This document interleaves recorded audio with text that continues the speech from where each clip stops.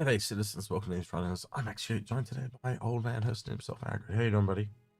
I'm going fairly well, Execute. Fairly well indeed. Thank you, old man, for letting us know that. Good. Yes, I'm a bit crazy. I talk to myself and answer myself as well. Yes. All right, we're live on both YouTube and Twitch. We've got people in both. Good to see you both. It's always awesome when that happens. Bit of a weird week for me, this one. We had obviously had a lot of we had the whole thingy drop, and we had the UTC as well. We had a bunch of roadmap updates as well for 14.8 as well.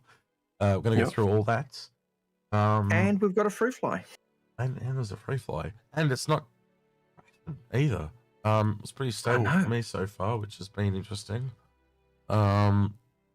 But did you get a chance to get in and try out the whole B yet? We're gonna have to review that on the weekend. No, I haven't had a chance to do that yet. Oh, that's right. You've been entertaining. I keep forgetting. Yes. It's the joy of Star Citizen in that you need a long time to kind of get in and play, and if you're getting pulled away, chores, etc. It's not the exact words. You just Star Citizen is not a game. Oh man, the comedian in me wants to rip you a new one so bad. No, I know the comedian he wants to rip me apart because that's the typical thing a comedian would do. No, it's the words you used. I could just take the words you used and I'll tell you later. I'll tell you later what I would have said if I was really mean. Anyway, clearly, it's not safe for work. No, it is not safe for work, and that is why I'm not saying it. Anyway, you sit there and be smug because you're lucky today. That's what I'm saying. No, I'm not sitting there being smug at all. I'm just going, yeah, I know you too well. You do know me too well. That's fine. Alrighty. Yeah, but some things are socially confused as Star Citizen. It just takes time. Yeah, it really does. And so, but you did get to have at least a look at it, right? What's your initial impressions then, having just only looked at it? Because that could be interesting. Yeah, please. Look, I like the look of the whole B. I like the fact that it's small. I like the fact that it can, when it's compressed, it does fit into a medium hangar rather than a big hangar. It does. I don't think that necessarily gives you a massive advantage in terms of, if you've got your cargo, you've still got to offload that before you can go into the smaller hangar. No, but you can still land in a medium hangar fully open, by the way. Okay. Well, then it pluses all across the board. There is some massive drawbacks that I'll go over with you in the buyer's guide when we do it. There is some. All right, look, and you have to use the ship to find them. That's the worst part. They're not in the sales brochure. I've just in the chat, the guys were talking about when you're using the tractor beams to load the cargo grid. The furthest the cargo grid is away is just very hard to access. I think that was I think it was Rabbit. Who was saying it? I assume you're talking about an SCA, yeah.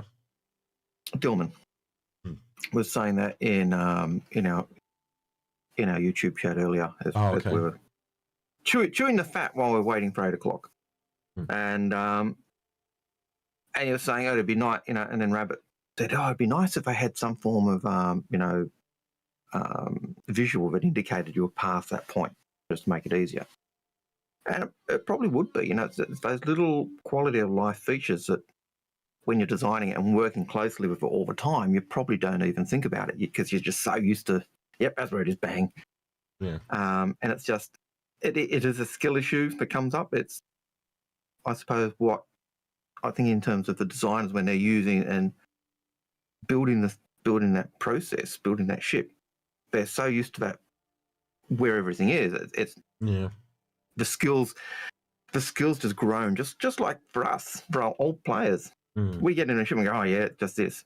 And a new person comes in and goes, how do I get into my ship? How do I get to the hangar? How do I do? And it's all of those things that we just take for granted. And it's that type of thing. So maybe adding those little visual features will be a real asset to the ship. Maybe it's just, you've got to build the skill issues and it's just part of that differentiation between the best cargo haulers and a beginner cargo hauler. Yeah. What did you think about the look of it? Like how they kind of went away from the Wasp look from the concept and went more to like the Odyssey Endeavor thick look. I think going for the misc styling, I think they're tying the misc styling and honing that in. So I like that. Well, it was the only Wasp-like ship, so I think you're right. I think they cut that off and went back towards the others. Like I did get the feeling that the Hull A always had that bug-like feature. But it's one of the things not quite the same as the B does, and it's really interesting because if you look at, I'd have to bring it up. Hang on, give me a second. Can do it. I can do it. At least that was certainly the Hull A certainly had that. Gotta find that. Find that. Here it is. So this one at the bottom, and then Star Citizen Pools. We'll go Hull B. I went Hubble. Well, Hull B, and then no, that's the A. Why did it go to the A? I want the B. And then we go through the pictures. See, that's so different from what it is now. Yeah, but I think a lot of what the hell? As I said, that visual. Well, that's a weird one. That visual of the here we go. B. So look at that. Yeah. Look how wasp-like the legs are. The shape of the body. It almost looks like a dragonfly. Completely gone. Completely gone. But I always thought the Hull A had that kind of not. Well, okay. I really will do it again. But that really is. But it's not. It's not the same as the Hull A. The B had it more than anything else. But the B certainly does have that that feel. So if I go to the concept once, just to appease you, but I know I'm right in this because I've. It's mainly the B. I'm not saying that it's not. Find them now. But it's just the way that I always felt the Hull A had that. They did share a similar interest to each other, but it was majorly the B that had. Yeah. Oh, God. For me, the A had that red dwarf bug look. That was what it was for me. Whether it was for anyone else doesn't matter. That's how it came across to me. But the B. The image you showed of the B, the old kind of that wasp head, did come across more insectoid, and I think the change in this does give it more of a misc feel, a uniformity in the design. So there is that one there where I think it shows it shares DNA with that, but see how the front is. I know it's rounded at the front, but it's square top and bottom, and that's what I mean. It's not quite as bug-like as not that round on the art. Yeah, I get it. Right, and it was, we're going back here a bit. Now, that previous image with the back engine nacelle, that just looks like a bug getting ready to fly. Spread its wings and take the flight. But so I got a little bit off topic here, but long story short, that's a huge departure. Massive departure, in my opinion. Yeah, I do like that they actually do these ones, though, where they have them kind of lined up with their original concept, too, to kind of show what they turned out like. I do think that's cool. Yeah. But having said that, the original concept was nice, but what I do like is you can now see there is uniformity in the A to the C in terms of the look. There's a uniformity in the way you can see this is a whole ship. Well, it's still got the docking port on the side, right? But like back here, we didn't have uniform docking ports. They were all circular, right? And now they're not. They're like this. So it's kind of cool to see that it's modernized. Well, they did have a uniform docking port. They were all round, but as they changed and docking to ships needed that particular style, but that style's changed. But I like the look of the whole of the misc ships.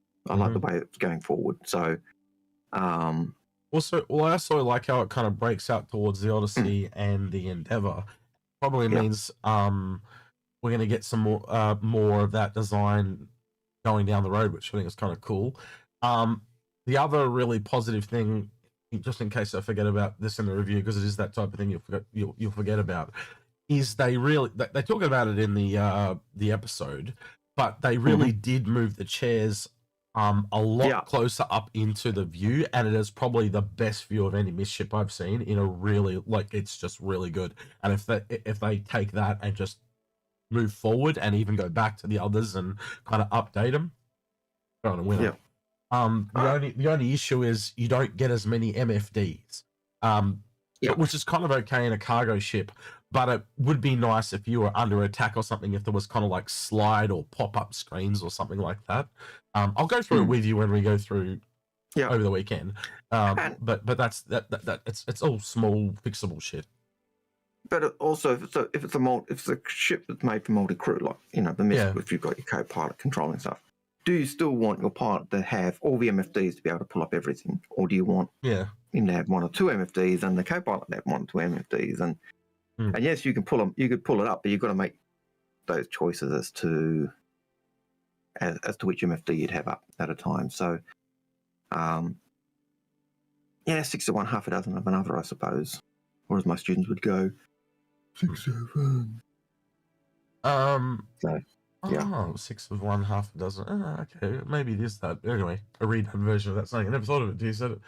Cut up a lot of people. They're doing something on Twitch. I don't know what they're doing. They're doing things with bubbles or something. I don't know what's going on. It's confusing me. Behave, Twitch. I don't know what you're doing. Oh, I don't know what they're doing either. So no. One thing I'm noticing, and I talked because I was on Grim's show yesterday. Me and Grim went through this one as well, and one thing we're starting to notice is Misk itself does not have the best lineup of skins. They seem to be almost like they're stuck in a rut. They don't really like colors. They tend to do black, white, and this one's got a little bit of yellow, but that's kind of about it. They don't really, like, there's no reds, no blues, no greens. You know, like it's just a bit they're very understated. Yes, and we're noticing a pattern across all the ships. They're not really going outside this really small little niche, and it's kind of limiting their yes. So question, does CB have a red and black stripe skin? No. Sorry, a yellow and black stripe skin, not a red and black. It's got this, I think the closest one you're probably going to see is this one. And the other thing that I have to really state that is really annoying about how they've sold these skins is when the ship is extended, it actually does change the color of some of the cargo grid stuff. Like, I can't give you the best example here. The best example I can give you is probably the one called Dusk, which I actually have, right? So I actually have that on the ship, so I'll show you that. But basically, they almost look like solar panels because it puts gold trim around the edge of all the panels. So yeah. Well, that's not necessarily a bad thing. No. All right, hang on. Let's see if this is going to work, or is it going to spit chips? Spitting chips? I think it's going to... Nope, it worked. All right, cool, sweet. Let's have a quick look at this in-game since Arcade hasn't had a chance to have a look. Give him a bit of a walkthrough. Just got to get down to the Hangarowski.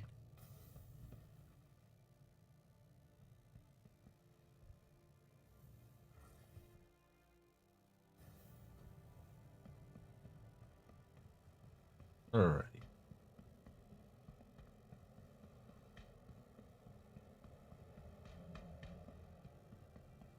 That's it. Or I say World War III in chat.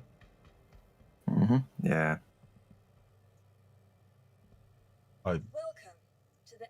I swear Free Fly Weekends are the worst for chat. I'll just leave it at that.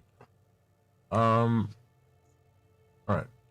There. I wonder if I can go. That's a nice crop change, isn't it?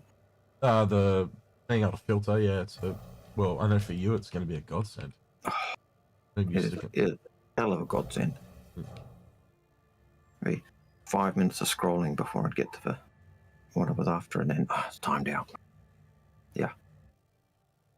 Those first world problems are good. Yeah, I know. It's a bane of Pokemon disease. That's all I'll say. Hey, Grim, pop in. You know you're allowed. Who wants to pop in? I said. Oh, Graham. Yeah, Graham can pop just in. saying that. Absolutely. That's it. All right. And I was just saying pop in because always good to have you popping in and having a nag. He did say it was going to drop by at some point, but I can't see chat while I'm in game, so. Yeah, he's in chat, but hasn't Yeah. joined the channel yet. You know. The bot is up, by the way, if you do want to get some questions in. Cricket can grab one if he wants to. Yep, no, the bot is up and it's going. I've got half a dozen there at the moment. Yeah, so I believe I've got the dust one on here at the moment. Initially I thought the legs were a bit long. But they're kind of okay. Well, imagine what they'd have been if I had the old. Oh yeah. Style. They'd have been super spindly. I've heard excuses, Grim. I've heard people eating dinner. Gee whiz. When we were on yesterday on Grim's show yesterday, someone in chat said, "Wouldn't it be cool if this was kind of like the body of the rework for the freelancer? So go wide with the freelancer." And boy, yeah, it would fix a lot of problems. Yeah. So yeah, same kind of elevator off the a few of the other tips. Yep. Pretty standard at this point. It seems a little lighter, quicker, improved. Also got some new kind of MFD screens. It just kind of says up and down. There is a weird one in here that I don't think they've got the text working right because it kind of says call elevator or. I think it's meant to say send elevator or call. I think that's what it's meant to say because you can see it swapped the words there. So pretty simple layout. Really nice engineering room. Everything labeled. Everything works around the outside, so I'm not going to spend too much time in there because you've seen one what they look like. Yeah, but this is also the dock. So it's actually got 2 switches in here, and you can actually open either door. Kind of cool. So it is a really nice in dock. It's probably the thinnest dock I've seen. And yet still has. And it's still got an airlock. Yeah. It's not the only weapons locker, by the way. There is another one of those in the up the front in the bridge, I guess you call it. Yeah. So these 2 rooms are basically living quarters and Futurisky. And ironically, it is kind of really just halfway between an A and a B. Oh, sorry, an A and a C in terms of quality. It's a step up from the A, but and then a step towards that industrial look of the C, but doesn't quite get to that same. You know how all the blue in the sea is like it's like there's hints of blue here, but it's way more. You know what I mean? Like it's a little bit navy in here, but then here it's still black like the A. So it's interesting. But by moving in that direction, and increasing the I suppose the ship comforts in terms of crew comforts and the cargo capacity. It is drawing into that extended gameplay without making it feel too excessive. And I do like the That's the other gun locker. Well, they call it a utility locker, but same shit, different bucket. But yeah. But I do like the fact that you've got kind of a weapons rack in the bridge. You know, you've got borders. Wouldn't you hate to have to run back to that weapons locker down to the back of the ship? Whereas if you at least got see how you kind of here, you can kind of like close up in it now, and it like this roof above, but you can't even see it. That's the first time I've never seen the kind of roof above. No, whereas you go into a freelancer, and even though it's the same post box or post slot, and you can do this. It feels like you've got this narrow window. Watch this. And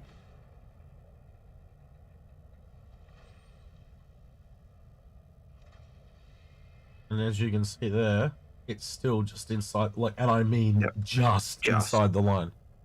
You'll see what I call the solar panels there. So you can see that gold is kind of gone across to to the solar panels. And if you get the yellow one that was on the website, they're kind of yellow there. So some of the colors do transfer across, a lot more so than they did on other old vessels. But I think I'll kind of leave it there. That's all I really kind of wanted to show you for now. And we'll go over everything else later. But yeah, I ironically, it's a whole B and it sits perfectly between an A and a C. It does what it says on the tin type of shit, you know. It's not it's not going to be you know, the biggest and best ship in the game. It just kind of works. I think my biggest problem with it is that it is a holdover.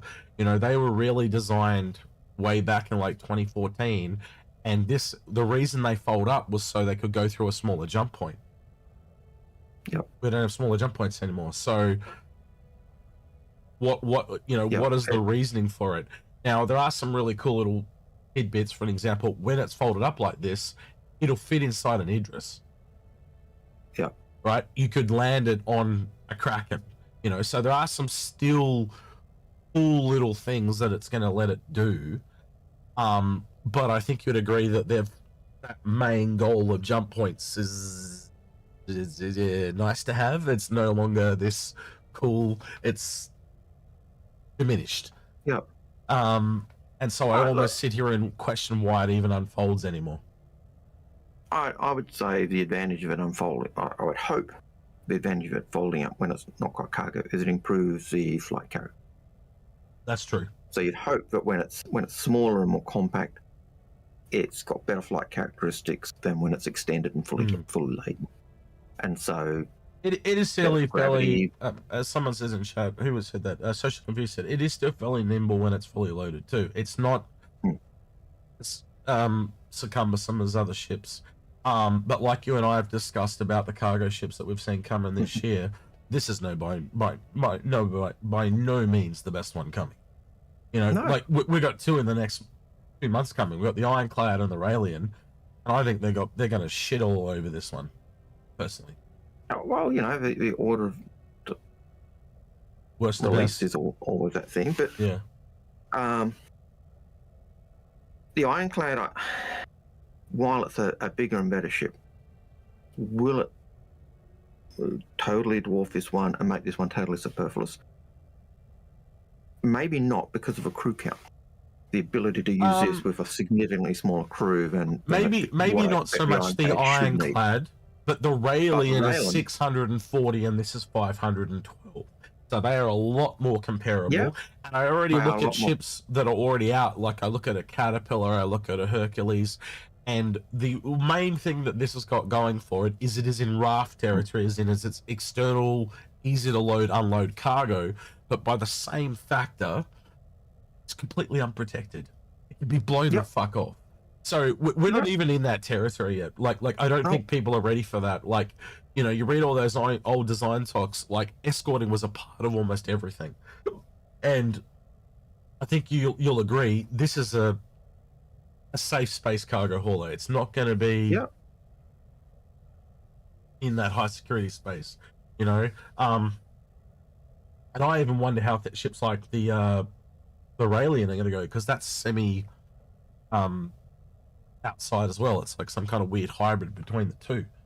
So you know, because the Raelian does have that.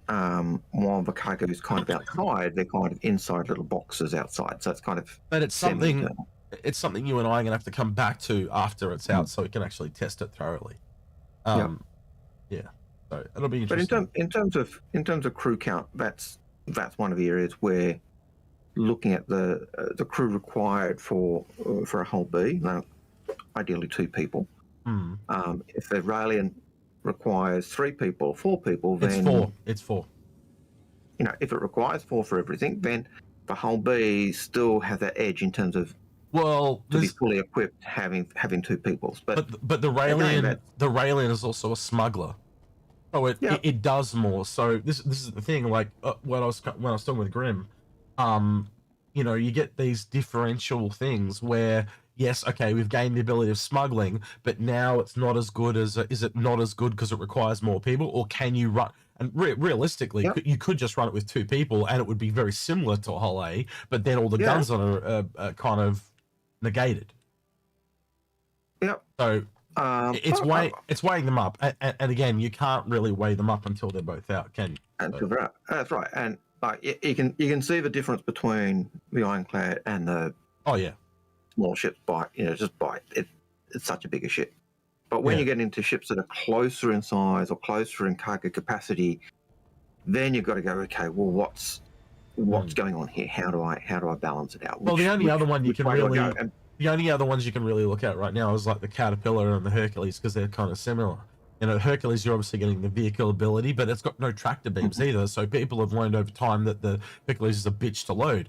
Well, the Caterpillar is not out in the way it's meant to be because it doesn't have its doors working properly and stuff like that. But it's also limited in the size of cargo containers it can take. It can't take a 32 SU cargo container.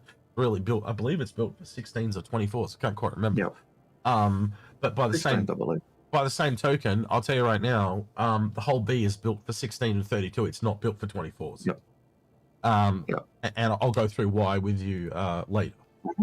It can take them, but it's got a massive flaw. The ship has an absolutely huge flaw, and I'll go over it with you. And I'm deliberately not saying what it is, but those that have used it will have found it. And when you find it, it's like, what? Why would they do this to me?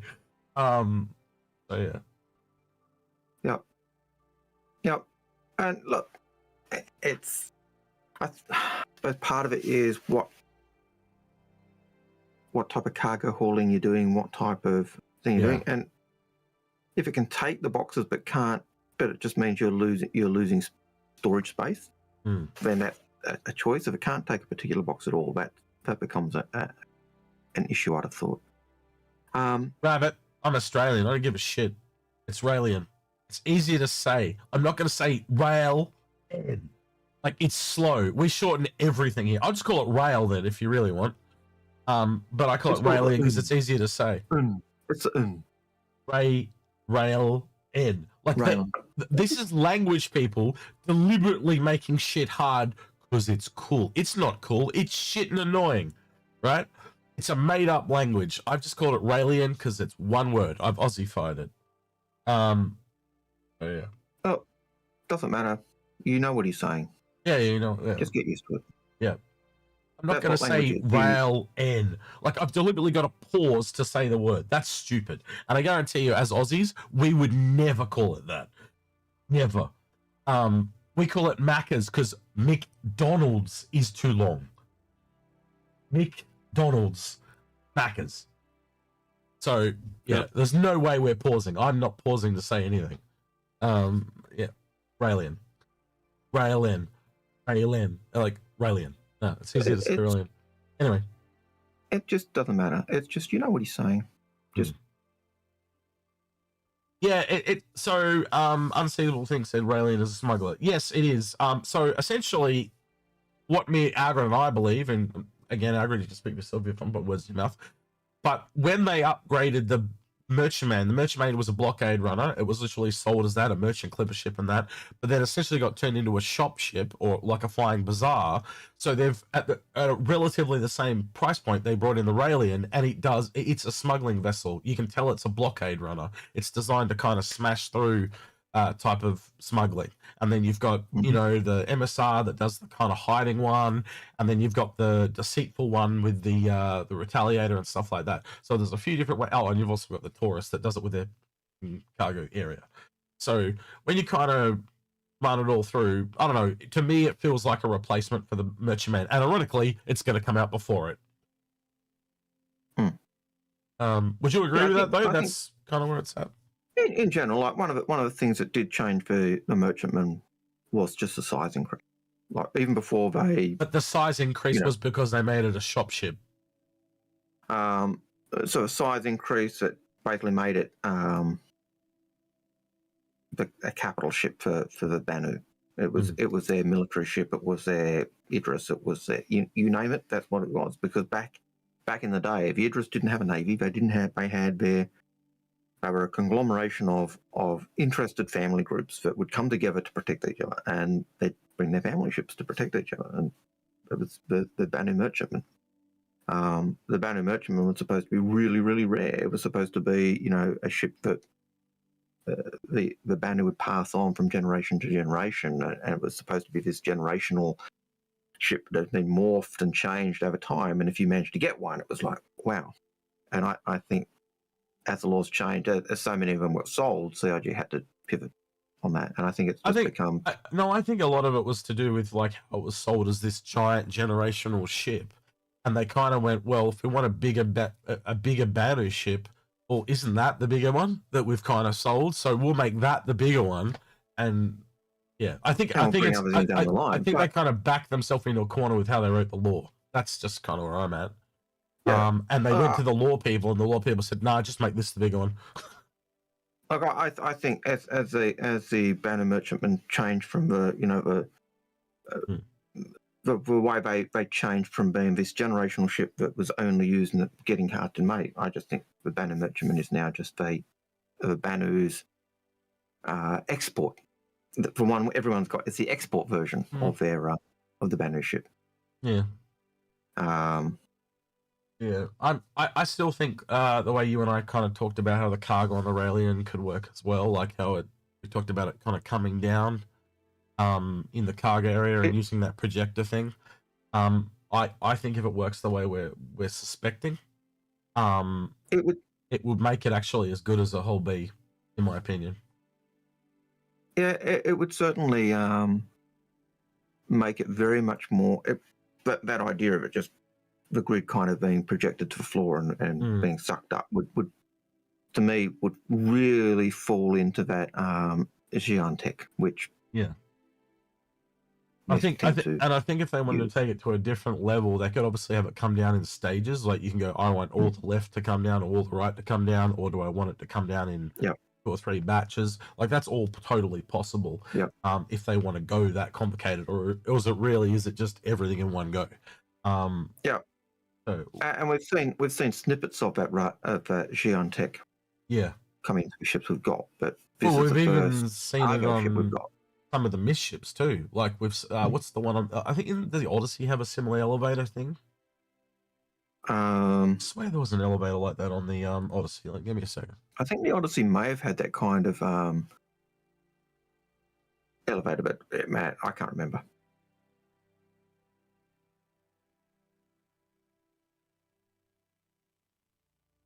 I'll let you look it up because I can't remember. Pretty sure there was. I might not. I don't even know what's going to be here. But I remember there being video.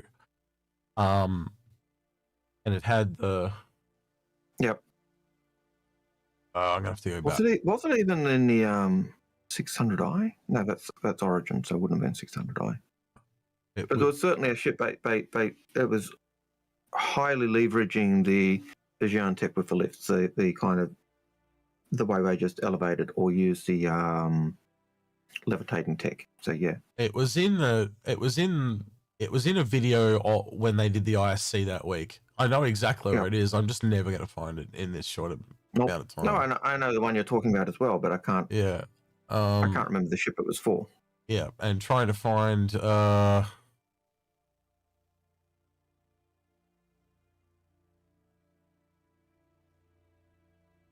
But one of the key things with Misk is Misk have this. Yeah. Go ahead. Is that Misk have this relationship with the Xian? They've got this transfer of ideas. This hey, we'll use your stuff, you use our stuff. There's that ability to transfer of intellectual property, I suppose, if you want to go that line, and so that's probably one of the big things. And you see some of it in the Misk ships, but you don't see it as strong. And I think that's one of the things they did with the Breakoff company as well, where they However, in Mirai. this case, the heavy industry, and Mirai was the one leveraging the racing and more of that, see more of that Xian tech being pushed for. I think when they made that change, it's one of the things they said. But Yeah. Well, Hello, gents. hey, Grim. hey, Grim. Yeah, I'm talking Hope you about. guys are well. Grim, do you remember the video I'm talking about? Which one is that? When this thing came out, the Odyssey, there was a video on the ISC that week that showed the elevator, and it was like a Rayleigh-like elevator thing. It was. Yeah, it's a yeah, they have a it's called something Odyssey. It's a video where they do a camera fly through of the ship. You gotta see it there. Look, there's a. Yeah, you can see it right there. Yeah, it's got that Xian tech. Yeah, it's got that Xian tech in the elevator. Yeah, look. See, I wasn't crazy. I knew what I was talking about. No, we didn't say you were crazy. No. I never said you said. I thought I was crazy because I was remembering it wrong. No, you remembered. But yeah, the missed ships use a lot of Xian tech. In the past, it was just things like components or even the MFDs, and that was part of the idea of their styling the ships as well. Was supposed to be calling into that. Thank you, Joy Pop, for the tier 2 sub. Thanks on Twitch. Awesome. Oh dear. That's the other thing too. I forget about from this image. The scanner is on the bottom. You can see it there, right above my head in yellow. Who said it there? As Socially Confused says, it's the Stargate teleporter. Yeah, close to. Yeah. It does very much look like a Stargate teleporter. Yeah, I can't see it. I DM'd you the video if you're specifically looking for it. But yeah, they had multiple areas of that, I think, too. I think they said that even the doors that open on the top hangar use that same, anti-gravity kind of zero-G engine. And if I remember correctly, it's got a Xian gravity generator, which is supposed to be more efficient and stuff. So that's one of the that's the type of thing that Xian ships, not Xian ships, missed ships Cartography table instead of a globe, which also led it to doing surface scanning instead of. Mm-hmm. And the other thing that's in here too is it shows here. This is the refinery, and then look at all the bins for collecting and sorting of the mineral deposits. Everything points to the ship being a survey ship, not a, as they sold it, refinery ship. So I still get people say, "Oh, the MISC refinery ship, the big one," and I'm like, "No, it's a survey ship." They sold it. That is not a Drake sneak peek. That is a very early grey box of the Odyssey. Yeah, let's see. I think he could be referring to this week's sneak peek in the email, which was the command module they did. You could be, but. Hang on. Stop. Timestamp for where the elevator is in this video. Do you know where it is? No, I was going to make you do all the work. Yeah. Yep. Because that's what we like to do, X. I can't even remember if they show it ultimately, but that's the size of the Banu Benjamin to the Defender. Wow. Yeah.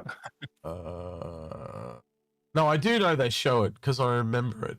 It had this weird ass. But I also remember there are other things in the ship that were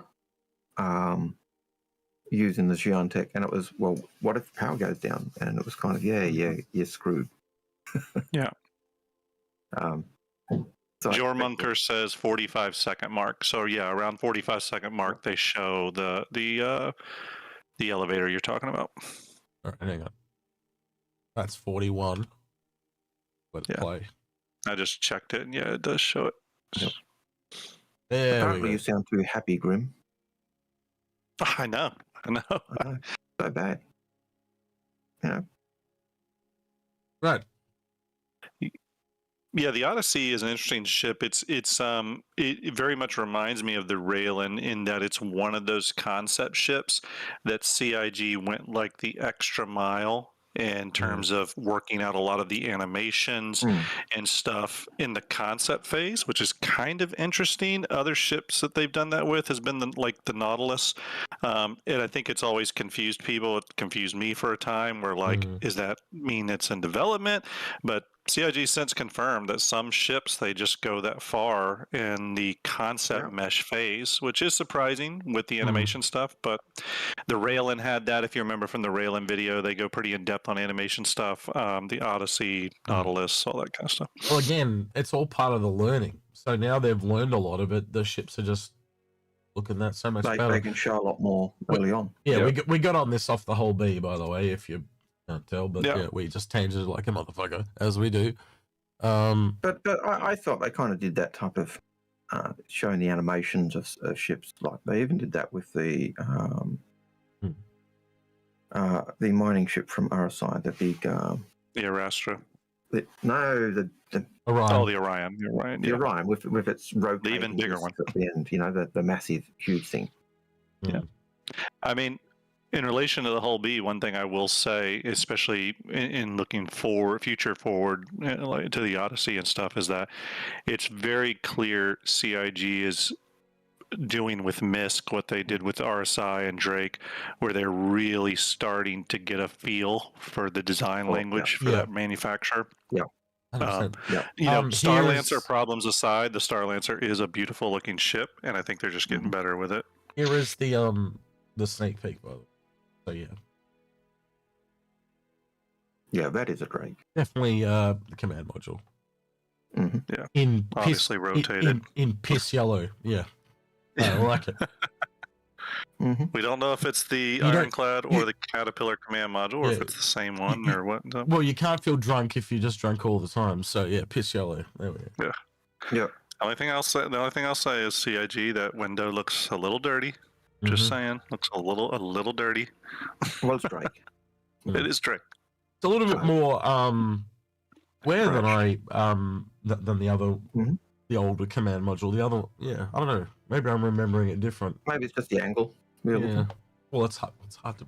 Man, I need a mobile phone so I can turn it sideways. Yeah. Actually, I do have the technology. Hold on. I'm not craning my bloody neck. Better, faster than before. Yeah. And Pete, no, we're not super early with Inforunners. Inforunners turn up exactly when they mean to. I think it's daylight savings for Pete, so he's moved an hour or so or something. He's probably moved an hour further away. Yeah. Right, now if I just do this, transform, rotate it. That didn't work. I want to do canvas.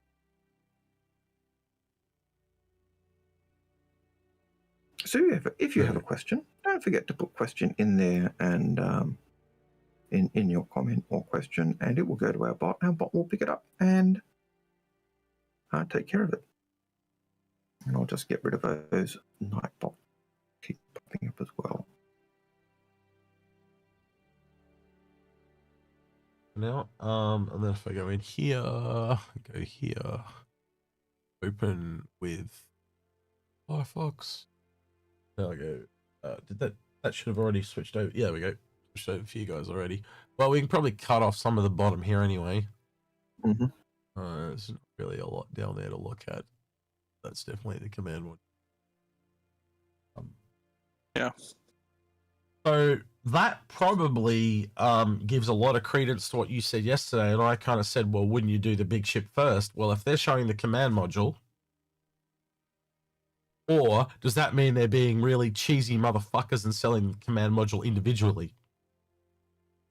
I hope. I hope they don't do that unless they plan on making the command module like have some of those. Actually, I may revise that. I don't know if I. Yeah, it may not be. I'd be okay, I guess, with them selling it. You'd want the command module to dock with a bunch of different ships. right? And at the moment, there's only Yeah, two, and the fact that they're quite, you know, they've got a different number of people. I'd want the command module to be the same on every single one. And I'd want to be able to fly it from ship to ship and use it almost like a Swiss Army knife of you fly it around and connect it to things. That would be kind of cool. And even like we said with the ring idea, like putting a warp ring on it or something like that, that'd be kind of cool too. I'd want to see it used in multiple different ways, and I think you guys are probably on the same page, yeah, from just what you're sounding like anyway. Yeah.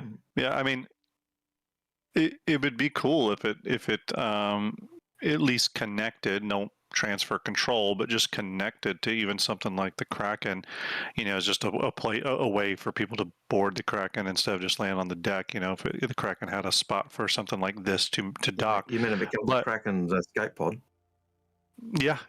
The only thing it's that they seem to focus on a lot with this, though, and I don't know if I'm sure they can separate the function with just the ship aspect of it, but the command module is really tied to transfer of control ownership. You know what I mean? They constantly bring that up in relation to it. So I don't know if their intent is to keep that always tied to the command module. There is a very simple way they can fix that, though. Where the command module docks with the Caterpillar and the Ironclad, it would also be good if there was a universal dock. So let's say, for example, you fly over to a Kraken, you could dock with the Kraken, go in and get some supplies, come back out and take that back to said ship. That would be cool, right? So this becomes like a little mini, let's be honest, it's fundamentally a snub / it's a Pisces for the Caterpillar, essentially. Yeah. That one of the things I kind of hope they'll do is make it because and I'll pick it up because Socially Confused kind of picked up something I'd been thinking of as well. He says a command module used for shipjacking, latch onto an enemy docking collar, hack it, and steal it, and that would make that just too powerful a ship. Yeah, in my opinion. But if it was this is basically a freelancer without all the cargo and shit. It's quite a beefy. It's probably the best snub shuttle thing we've got, to be honest. Anyway, sorry, Algared.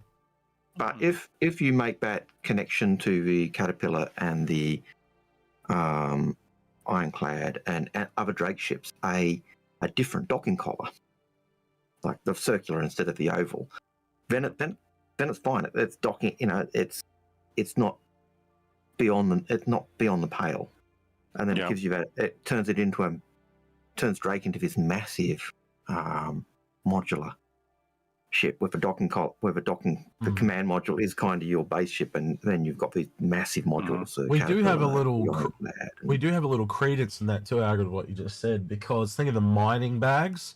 They don't use the same mining bags as everybody else. So people don't like to work with them, so they would have their own system for docking.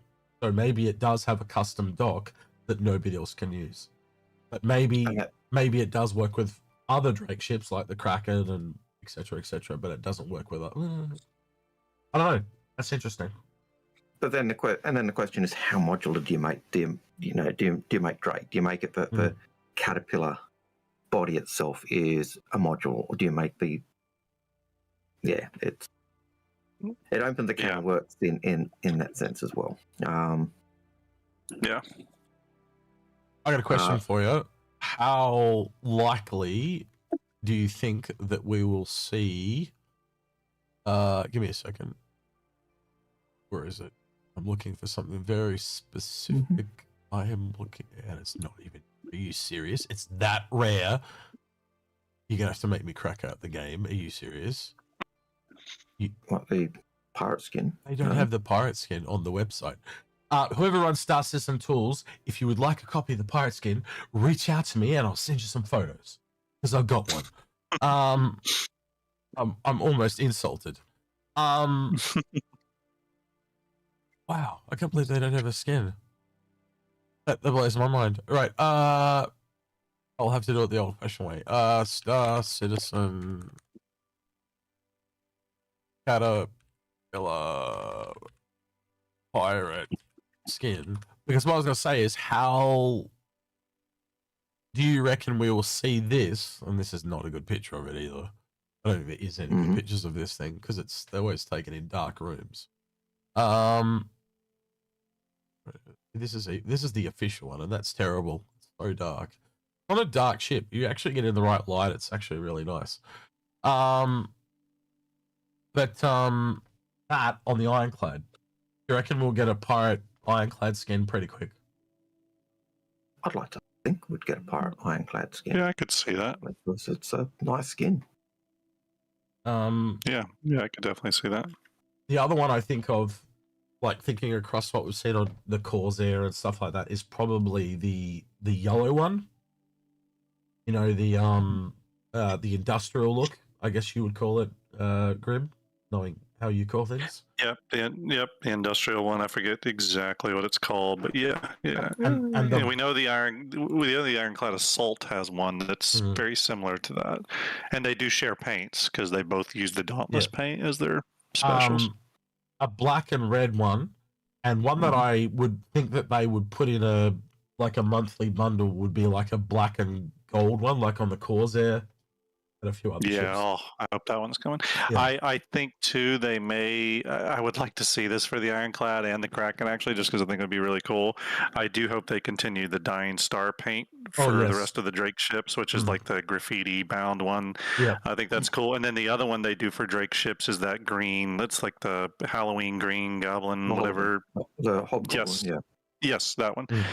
So I could see those coming to it as well because they seem to do that for most of the Drake ships. They haven't done it for the Clipper yet, but I think if this was a standard MMO, Drake would be orc or goblins. That type of This is just a couple of examples. So there's a Corsair one.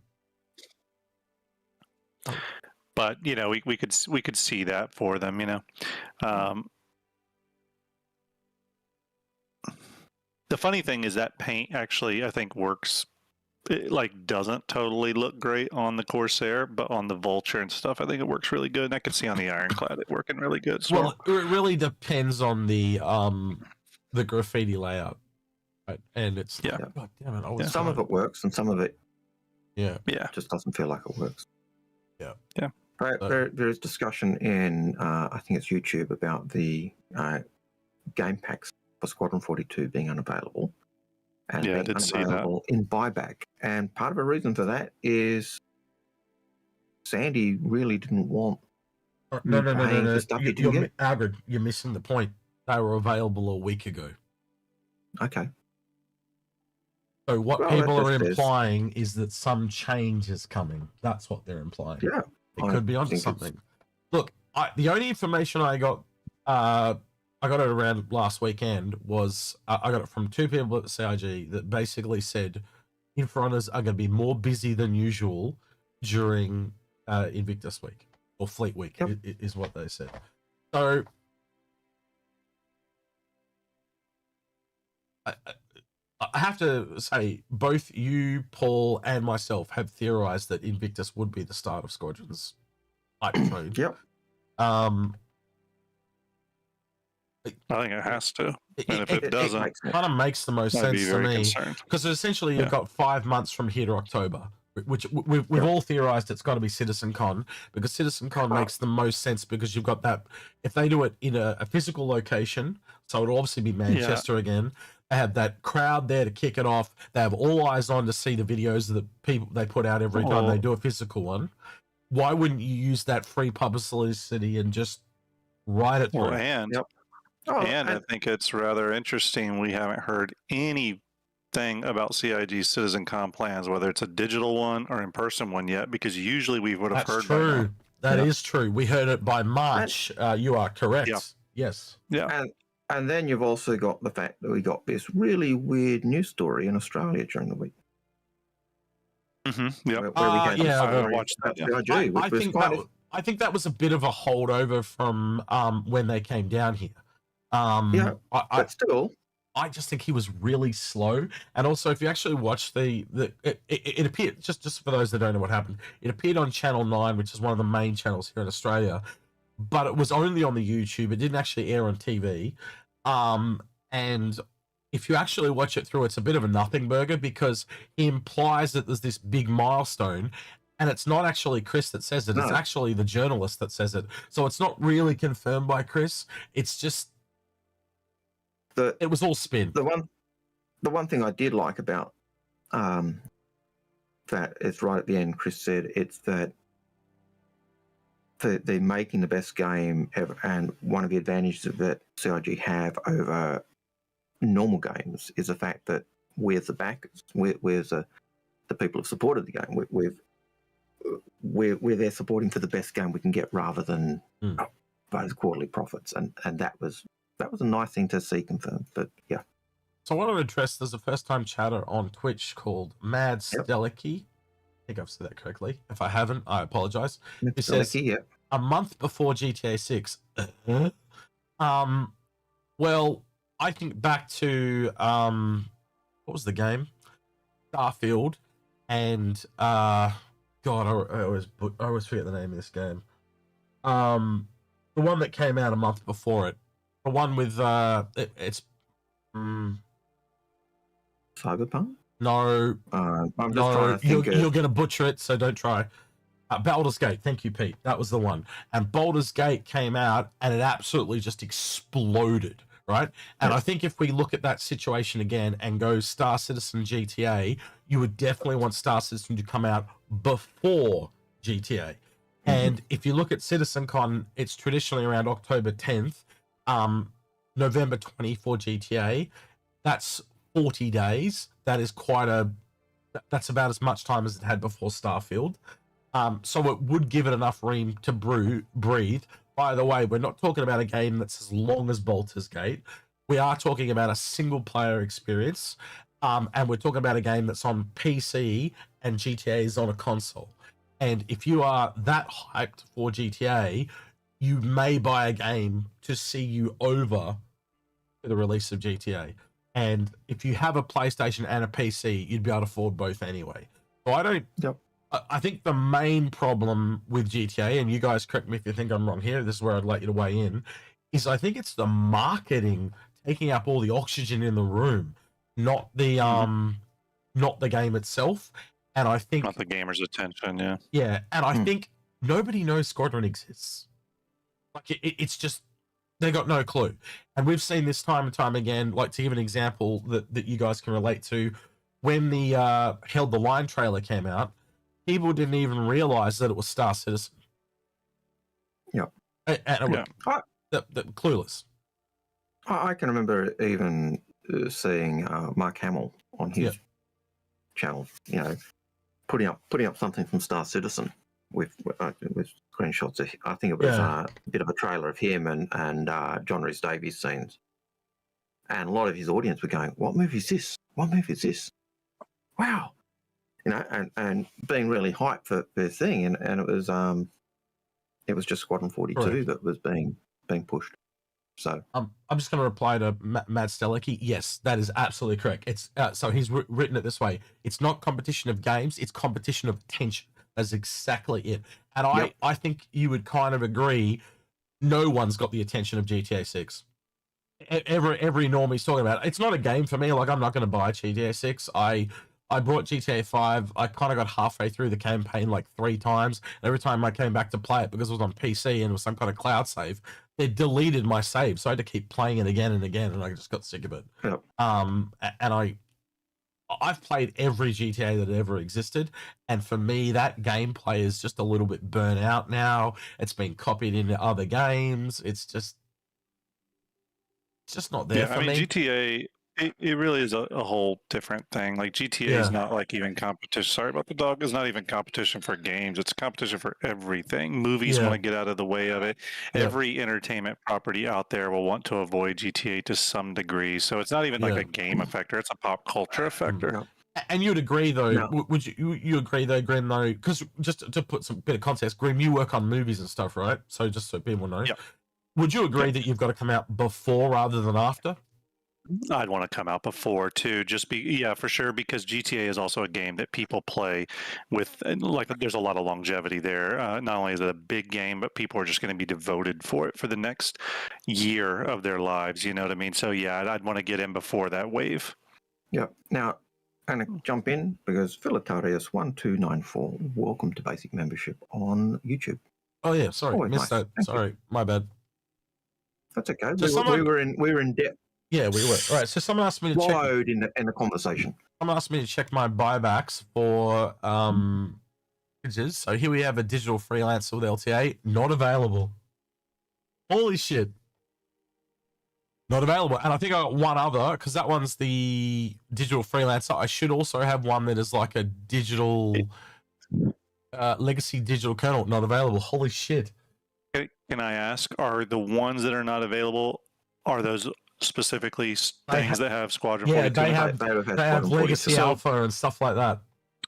So the other thing too that we should all remember is that CR specifically did say, and there's a lot to read into this, but he specifically said that they didn't want to do a long, drawn-out promotional marketing campaign for Squadron. They want to get it in our hands.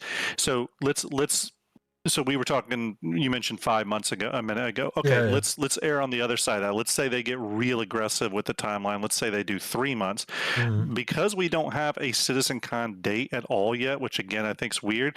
It's still very possible the marketing could start at Invictus or whatever they're going to call it this year, and this thing comes out not in October but more in August. I mean, we don't know. Well, they really could do anything at this stage. Let's go real extreme then. What if it just comes at Invictus? You know, because the other way I look at this game is the way this game is going to be successful is it's going to drop and it's just going to spread. That's how it's going to work. Because they don't have the marketing budget. You've seen the trailers. I want to play it. I know you guys want to play it.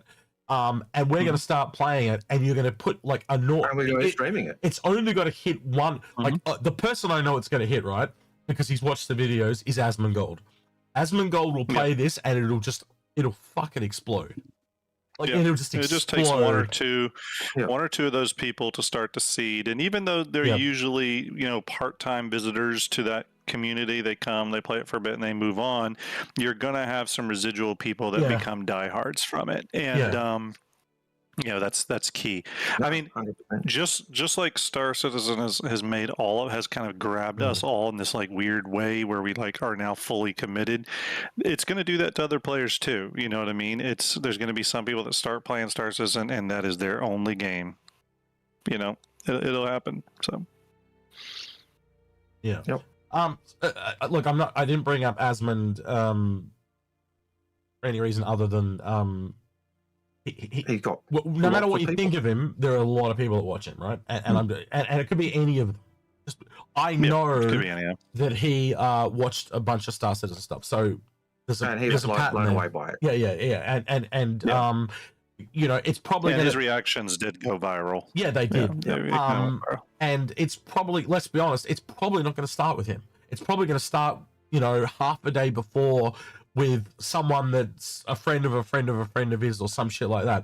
But I guarantee you, like, you've only got to look at that trailer, man. It is a tutorial level that has an hour and 16 minutes, and the thing plays like the epic entrance of Star Wars.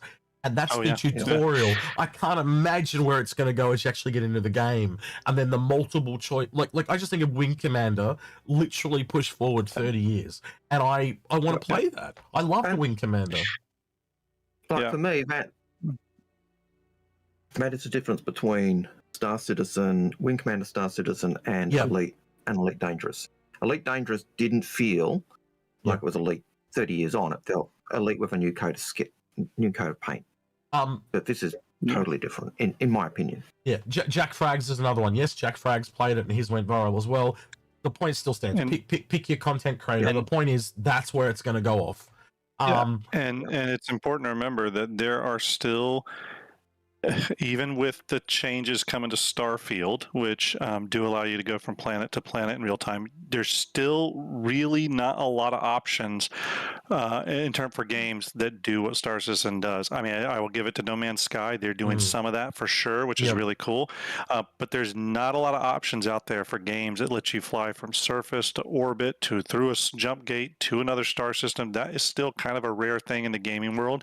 And just like it's grabbed all of us, it'll grab other people. I think the other part is the cinematic storytelling. That's going to be a big part of it too, and the multiple choice with replay value as well. And Squadron, just in my opinion, and I am excited for Squadron, but Squadron just needs to be good enough to make people look into Star Citizen. That's what it needs to be. It needs to be the gateway drug to this MMO. And I mean, everything I've seen of Squadron so far looks like it's going to do that.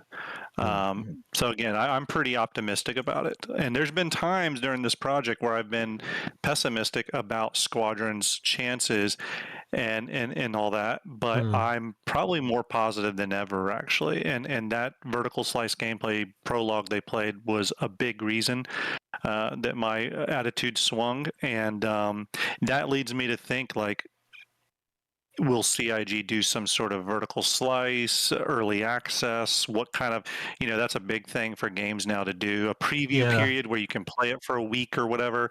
I don't know. I'm really excited to see. We could see that as soon as Invictus. I think we're talking a demo from day one, because that'll open the door. People can put it on their computer, and if you can play that tutorial level as an example, and then for free, and then it's like, buy the rest now, And one of the beautiful things about that start scenario, that first chapter, was the fact that it didn't really give away spoilers. It was stuff we already knew.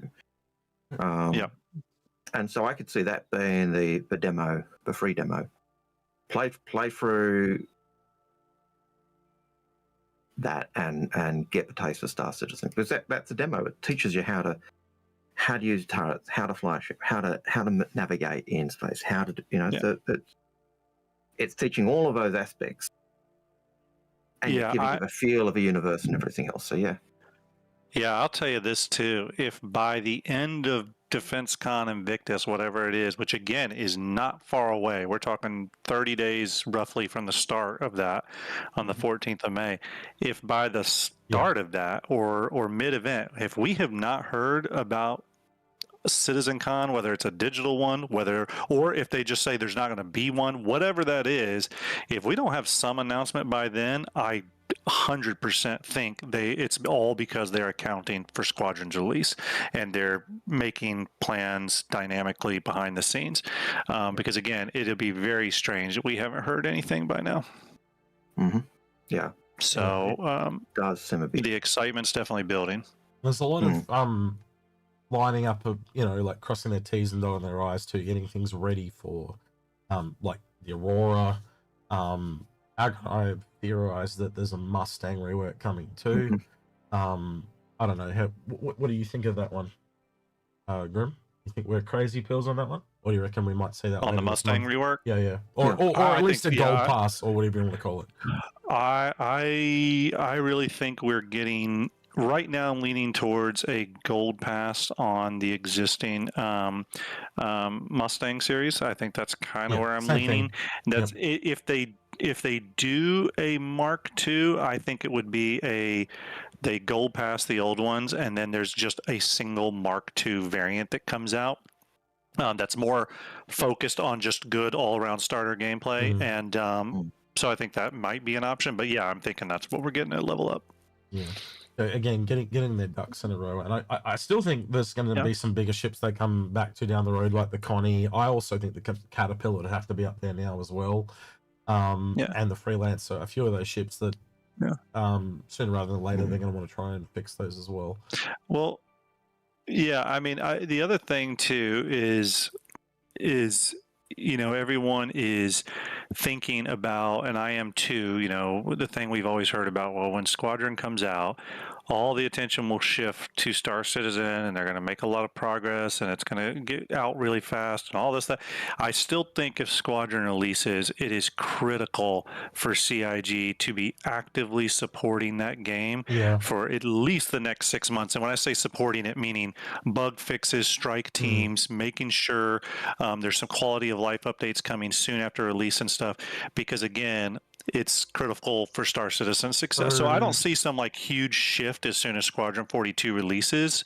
The plan has always been was really half the people would move over to SC, the other half would maintain and continue on, as Algared just said, to doing episode 2. And you got to remember, once you've kind of got those tools in place, it's really game content. So you don't, you've done development enough in the movie industry to understand that art, when you're making a movie, it's pretty much all art, right? So art doesn't take as long as code, right? And yes, they will add new features, right? And it usually in game development, it falls into a thing called rule of threes. So they have a third the same, a third, or thirds, not three, sorry, a third the same, third modified, and a third new, right?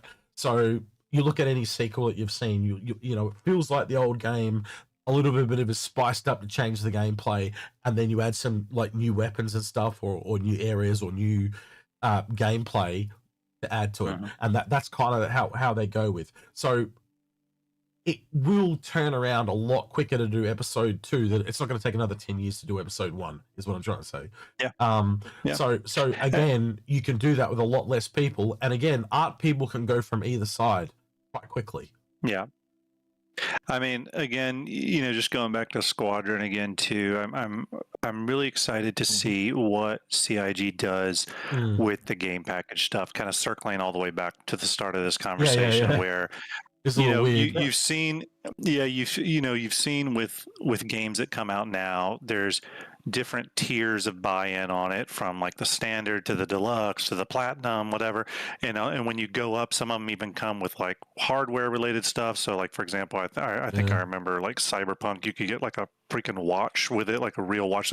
So I'm really excited to see how creative CIG gets with some of the game packages moving forward. I would imagine they have turned off these buybacks for game packages because the people that currently have game packages, they're probably going to get beefed up a bit, which is why they don't want you buying them back yet. It's probably that's my thinking. It's probably price wise as well. They mentioned physical items and stuff. And they did try to get rid of anything with physical items. I know that was something that got discontinued a long time ago as well. So I did have someone gift me a Squadron 42 game package because I realized I never had one. I was very thankful that they did. So I'm excited to have that in my hangar now. I don't know if that will make a difference. Maybe the people that do have it will get early access to a demo. That would have been one of the ones turned off. You got it very quickly. Right. You were lucky.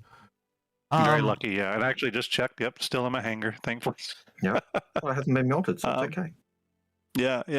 What's it called? The Bounty Hunter package is what they gifted me. The 300i. Old one. Very early one. I'm going to have to very early pack that one. Before my time, but... It is. It would even have it's got some physical goods in it, doesn't it? It's got soundtrack... Legacy Alpha. I don't know what that is. That's now just digital manual. 5000 UEC. Gotcha. Okay. Yeah, it's a lot of digital stuff. I don't see anything physical in there. But yeah. Yeah, I mean, again, this is an exciting time. I've heard what you said too about Invictus. Going to be a busy time. We got battle cruiser concept. We got possible Squadron 42 news at the very least. We've got big ships from one of the most popular manufacturers, Drake. We haven't even heard whether the smaller stuff is coming. We know soon after an Alien Week, the Railing coming again, another crowd favorite. It's just going to be a really exciting next 60 days. You know what I mean? A lot happening. And that's always fun because, we definitely have down periods in Star Citizen, but we're about to enter a very busy one. So this is why I didn't have the other two, and the other two were in buyback. I actually have this one, which is a rare Admiral one, extremely rare. This actually comes with and the reason I want to show off specifically is those deluxe silver collector's boxes, and they actually, I don't know if I'm gonna be able to find these. Collector box Star Citizen. This is what I searched for years ago. I'm just trying to remember if there we are. There's one of them. Well, that'll do for now. So let's just look at this one. Yeah. Oh, there's another one. Wait, is he gonna let me open that one? They're actually the artwork that we're going for the boxes. Yeah. So open image. So this is when they were, and they actually had they literally, they were literally doing voting at CIG. That's cool. And the idea was that Yeah. they ended up with 4 different ones, and if you had all 4, they'd actually give you 4 ships with the UEE logo going around the back. So Yeah. Oh, it's cool. And so I don't know what colors end up being what, but you can obviously see white, green, and silver or whatever. It was what they're going for. I believe I believe that's what the colors were. Agard, you might remember better than me. There was silver, green, and I think there was a black or something akin to that. like that. Yeah. But yeah, the shit that was voted to be on it was the Connie. So again, coming back to that Connie rework I was talking about, I think it might come back to this, but I could be wrong. I can see one that thing I really see that model that you had, Algared. They update the model to the new Connie, and they sell it as a collector's edition box that comes with the model of the Connie. Squadron 42, Star Citizen, it all comes in a big metal box. I could just see all that. Anyway, sorry. Well, I was just going to say one thing. I hope they do is. Obviously, we're going to get a lot of new key art and stuff, but one of the things I really hope they do, I'm a big fan of World of Warcraft, as you know, I mention it a lot, but one of the things I've always loved, going all the way back to the original release, is if you got the collector's edition, you get the hardbound concept art book. I would love for them to do stuff for Squadron as well. It's been such a long journey for the development of the game. It would be cool, for example, if one of the packages you do get a hardbound book of showcases all the visual, concept art and artwork that was done over the course of all these many years, kind of documenting the journey. Stuff like that would be really cool. Give me a second. Yeah, maybe they're planning on that. Yeah, I think some of the early packs had that type of stuff. Hardback making of Star Citizen. Would that cover there that? you go. Yeah, there we go. Yeah, there we go. I knew it was there when you said it. I was I'm just gonna look for it. Stuff like that, I think, would be really cool. So this one. I talked to spaceship shaped USB drive. I'll zoom in a bit. Hang on. There we go. That might make it a little bit easier to read. Yeah. I remember talking to Paul Jones about when he was still at CIG. I remember talking to him about it would be so cool if CIG put out books, hardbound concept art books for each manufacturer. And he was like, "Oh yeah, we should do that." I would love if they did stuff like that. I would buy them all day long. Tell you what I want. I want a ship, ship concept to completion coffee table book. Just every ship in the game. Yeah. Yes, it'd be really cool. Yeah. The problem with that was your coffee table would be shut up. Yeah. You're a good idea. Shut up. But then, another weird thing too, and I only bring this up because I get him. CIG has spent years building this world, Star Citizen and Squadron. But I often think too that now that they're about to have a real product out there with Squadron, could they possibly do more an extended universe thing where we get Squadron 42 books, paperback fiction books that you can read? You know what I mean? Lots of games do that.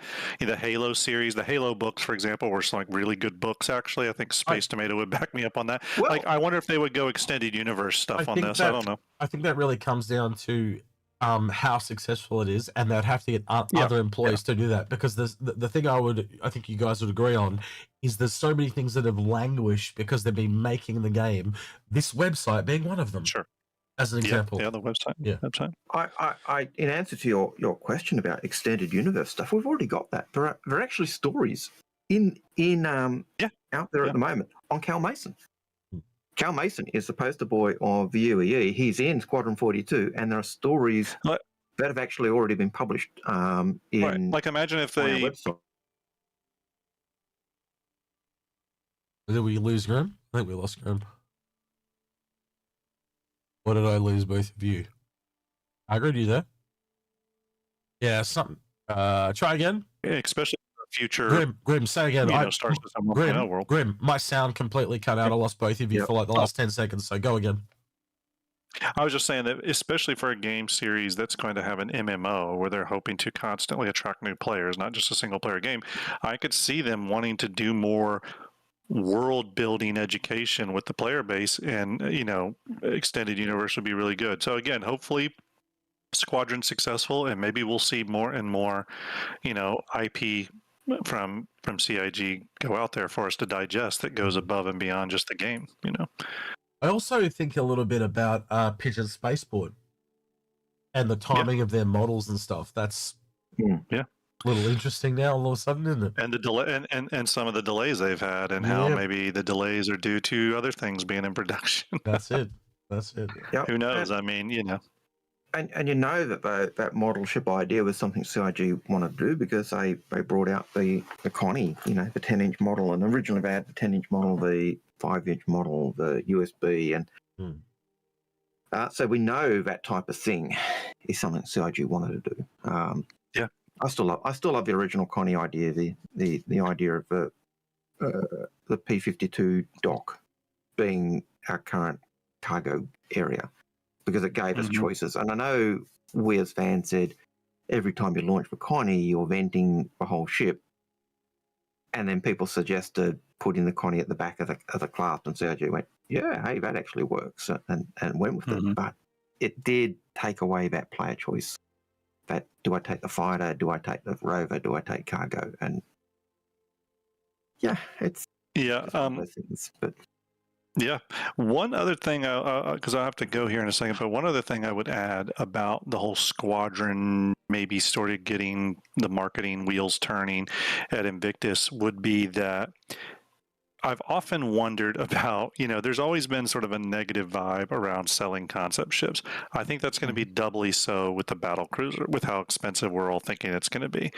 I think that's also why it's the last, though. I think they're getting rid of them because normies won't put up with that. Right, but one way to mitigate that is to sort of say, yes, we're doing this other concept sale. Here it is. It's a big, expensive one, but we are actually delivering on promises. Squadron's release date is going to be this. We're starting up Squadron game package sales now. Like, sort of like say, hey, yes, we're doing this big concept sale, which can look a little shady, but we also do have a firm release date for a product. You know what I mean? So it could be like a nice marriage of opportunity there. I don't know if they'll lock down a specific date at this point, but just even saying like a month that they're targeting would be a big deal. I think what's the last time we got an actual release target? Was that 2016? Yeah, so a decade ago. Well, technically, Manchester, they did give it 2 years out to here. Well, that's true. That's that's true. Before that, yes. 2016, Okay. 2017. No, 2017 was because they updated it from 16 to 17. So, 2017. And I do think some of the Squadron 42 news, this is the other thing too, the Squadron 42 newsletters over the past year have changed in tone pretty significantly, where before they were like TU monthly report updates. Now they've shifted more towards like, back of the box game info for Squadron, where it's been like, hey, here's the enemy ships you're fighting. Here's the suit of armor you're going to be wearing. It's like changed in tone. Yeah, which is kind of interesting. Even just recently with the last one we got, really just polishing up that release info, isn't it? It's just really exactly pushing to that point. Yeah, I have to run. I'm gonna let you gents enjoy the rest of your stream, and I'll be lurking. So I appreciate you letting me jump on. Just have a quick look down the questions. Make sure there are no questions that are saying Grim. Sure. Because if a question happens a lot, you leave, and then there's questions for half a dozen, and we go. And Grim wants to know. I can't see any Grim in the questions, so that's probably a good thing. Okay, there you go. Then the final thing I'll leave you with. Is something we talked about the other day, which I do hope they do. I'm just gonna say it one more time. The more I thought about it, the more I like this idea. If with the battlecruiser concept, I do hope they sell the battle cruiser concept as is, but then maybe sell the blueprint for it at a cheaper cost in still limited but less limited fashion. Maybe there's more waves for it. I really think that's smart. I did a lot more thinking about it, and I was like, man, giving people 2 options to get to that ship, I think is the right way to go. So I hope they do it. I don't think they will, but I hope they do. Yeah. So I'll leave you with that, and I'll talk to you guys later. Have a good show. You take care, Grim. Right. First time chatter on Twitch is by Command Bearer 167. And he says, Star Citizen was on Channel 9. Yes, we know. We did actually talk about that briefly right at the beginning. But yeah, but you missed it. I was trying to open the video, but it keeps wanting to autoplay. I just want to kind of show the thumbnail, but it's not going to let me do that. But yeah, it just keeps autoplaying. But yeah, this is the video in question. But yeah, it just keeps trying to autoplay. I don't want to play it because Channel 9 are notorious for copyright. So yeah, but yeah, Channel 9 Australia.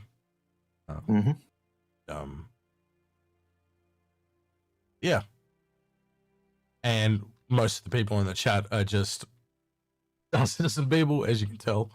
So yeah.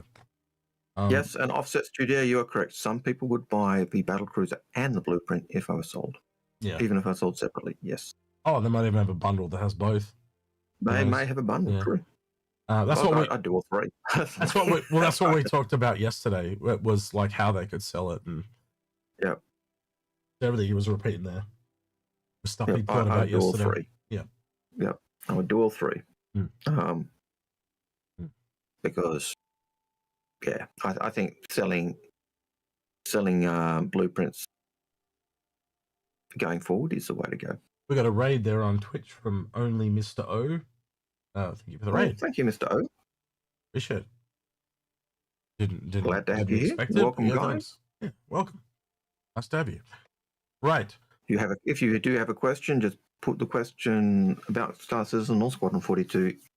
Just make sure you got question in your question and the bot will pick it up, is what Agus trying to say. But he's double dust his tongue. Yeah. Yep, I was getting tongue-tied, but question in the question, our bot will pick it up and we'll then work through our questions in the order they arrive in our chat. Which we'll be starting now because we're kind of halfway through the show and we probably should have started earlier, but we've... But we got waylaid because Grim was with us, so... Yeah. So Krestellicki says, with a sneak peek of the command section of the Cat Ironclad, do you see CIG selling the command section standalone and then getting the 2 main ships without command section included? Yeah, that's basically it, isn't it? I would like to think that they don't, because unless it is somehow compatible with other ships, and the only thing I can think of is that docking mechanism. As long as it can dock with other ships, yeah, that's fine. And I don't like the idea of just docking with other ships, but I'd like to see a separate kind of docking thing that would just work with trade. But that's just... I'm just saying different, isn't it? I'm not saying I want that. I'm just saying, well, how do you... It's kind of a bit big to land in a... Well, for instance, it's not going to land in a Carrack, is it? It's too tall. No. Right? So, but it could technically dock with the Carrack. And then, that's not so bad. Right? That's where I'm at. But I don't know what they're going to do. I'm just saying you need to make it so. What is its use case? Well, essentially, it's the shuttle for the Ironclad and it's a shuttle for the Caterpillar. So therefore, it has to at least somehow function as a shuttle. And how do you do that? Well, it's so fat, right? It's a fat, what do you call a fat shuttle? A fuddle. It's a fuddle. A fuddle, yeah. Right? It's a huge. I'll still say that it's a fuddle. Right, so it's a huge bitch, and it's not going to dock like a Pisces. It's not going to dock like even an Aurora, you know. So how are you going to pull that off? Well, it's got a dock, and I just don't see it working any other way. I suppose if it's got the docking collar, you know, if it can dock just like a normal docking collar to any ship, but it can only do the command module stuff with Drake ships because they've got the cables or tubes or whatever it is that link up. That would be different, but yeah, I wouldn't mind seeing it sold separately. I wouldn't mind seeing it as a Drake starter ship. The only thing that makes me say it won't happen is the fact that we've got the Cutter already as a Drake starter ship. So could it be a Drake Advanced Starter? Possible. I have to wait and see. So we got to wait and see. The current command module had beds, cargo space, even then, cargo weapons. Even then, it's weird as an advanced starter because it's essentially got almost everything a freelancer's got except the cargo bay. Like it functions for 4 people. Yep. It's got living quarters, a kitchen, a toilet. Yep. And then upstairs is just basically seats to move those people, and a few MFDs and stuff. But it's got a whole living quarters downstairs, which is what's so crazy about it. And if you go into the Caterpillar and look at it, you know, you've essentially got that on the Caterpillar and you've got it on the command module. So it can literally functionally, that ship can support 8 people. It's just crazy. Yeah. It's overkill. It really is. It really is. You've got it is your escape module for your Caterpillar. It's the only Drake, you know, until the Ironclad came, it was the only Drake ship with an escape pod. And I believe they've talked about putting escape pods on the Kraken now too.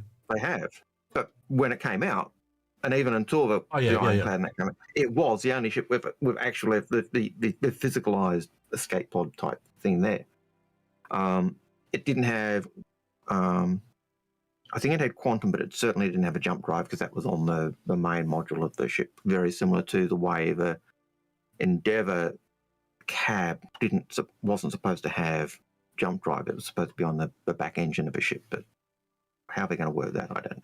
Based on the way they do jump drives and quantum drives, so it's an interesting problem they've got. But yeah, Swift Werewolf says, with the Hull E CCU now and no longer Hull Limited, do you expect to see the F8C for Invictus launch week and the Pioneer 890 normal Phoenix for IAE? Your sound has gone again. I'm muted. Not really, and it explains why I was talking to you and you were being a rude asshole. Right. But not really, because when it comes to this, because I think we long suspected this, didn't we, Algared, with things like the Pioneer and some other ships that had been made limited. They were unsure of certain things, but now the cargo is clear and they now know what they're selling you, and they now have said, you know, the cargoes are coming down. Those question marks have been removed. That's why it's not limited anymore. Yeah, and I think that the normal Phoenix, I think is a given. I don't think that's going to be limited anymore because the Emerald wasn't limited. The 890 jump and Pioneer definitely probably still because it's so big. 890 jump. 890 jump because it's big and it's meant to be VIP, so I can totally see that. Memory. And it's also over 1,000 now, isn't it? From memory, I could be wrong. Or very close to. No, I think they've kept it just under 1,000, which really sucks. Yeah. But yeah. Demon Wolf says, with the new spindle for the Hull B, do you see them down the road making it for the Hull A, C, D, E? No. I think what he means by that is like, could they? Because you know the C and the C, D, and E are kind of like just big and bigger. Instead of that. No. He's not talking about the X. What he's talking about is essentially there's bigger versions of each other. Like I can bring them up in Hangalink if you really want to get into it, right? But theoretically, they're just one extra spindle and the size goes up, right? But wouldn't it be really cool? Me and Grim talked about this yesterday. Wouldn't it be kind of cool to differentiate them? And instead of like, because you know how the whole C goes 2 levels, so instead of going 2 levels, what if they made them wider, like they made the whole B, and then it doesn't have to be multi-stacked? They could just go wider. So therefore, they've got more room to work on. They've they could have spindles that go wide instead of tall. Do you see where I'm going with this, right? Yep. So essentially, instead of having the same ship 3 times, it just gets bigger and bigger. It's 3 separate ships that have their own styling. They were designed 20, 30 years apart. You see where I'm going, right? I could see them doing that with the Xian flavor of the whole series. So you got because the way the Xian use the whole series as well, they've got it, they've modified it, they've changed the way the spindles work, and so you could see the 2 different forms that way. So you've got a Xian variant and the human variant. But Yeah, they could. Should do that more often. I throw a lot of people off by being muted, by the way. They thought there was something wrong with their stream. Sorry, guys. I'm just trying to do it because I'm pretty sure I brought COVID with me back from the Philippines, and rather than hearing me blow my snotty nose, I mute so you don't have to listen to all that shit. And then I just get done to press the button. Yeah. So yeah, if I'm not talking, please let me know. Right, next question, please, Mr. Algared. Parker XGPS says, does the whole B price change your expectations for the Ironclad and Raylan? We'll show this really quickly. Why I'm thinking of it too.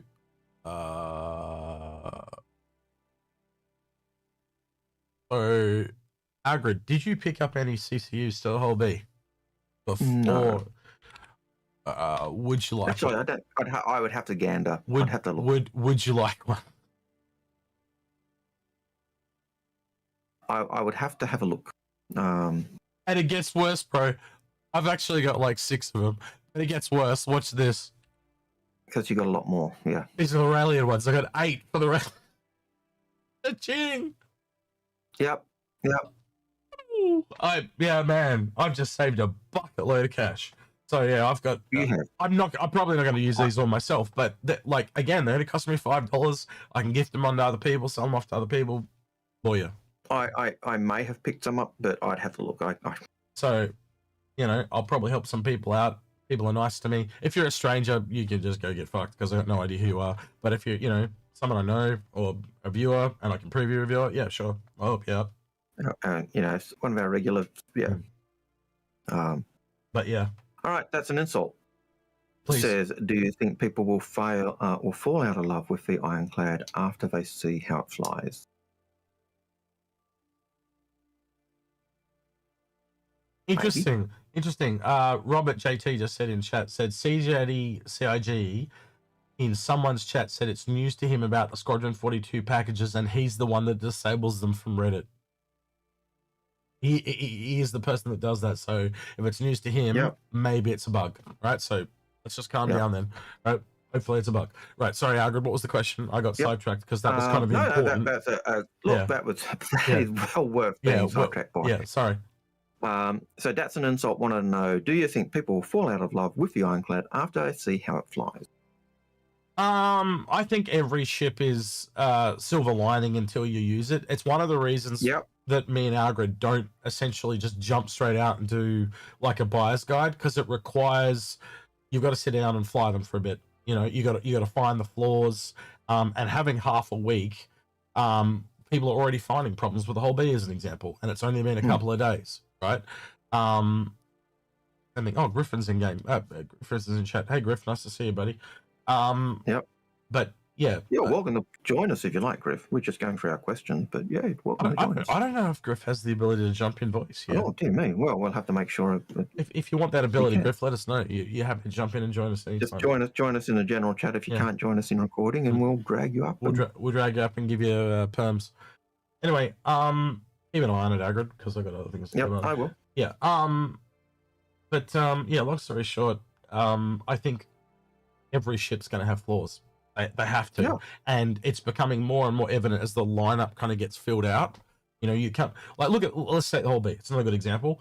It's kind of landed like it's really good quality. It looks really good, but after you fly it, you kind of go, well, it does what it says on the tin.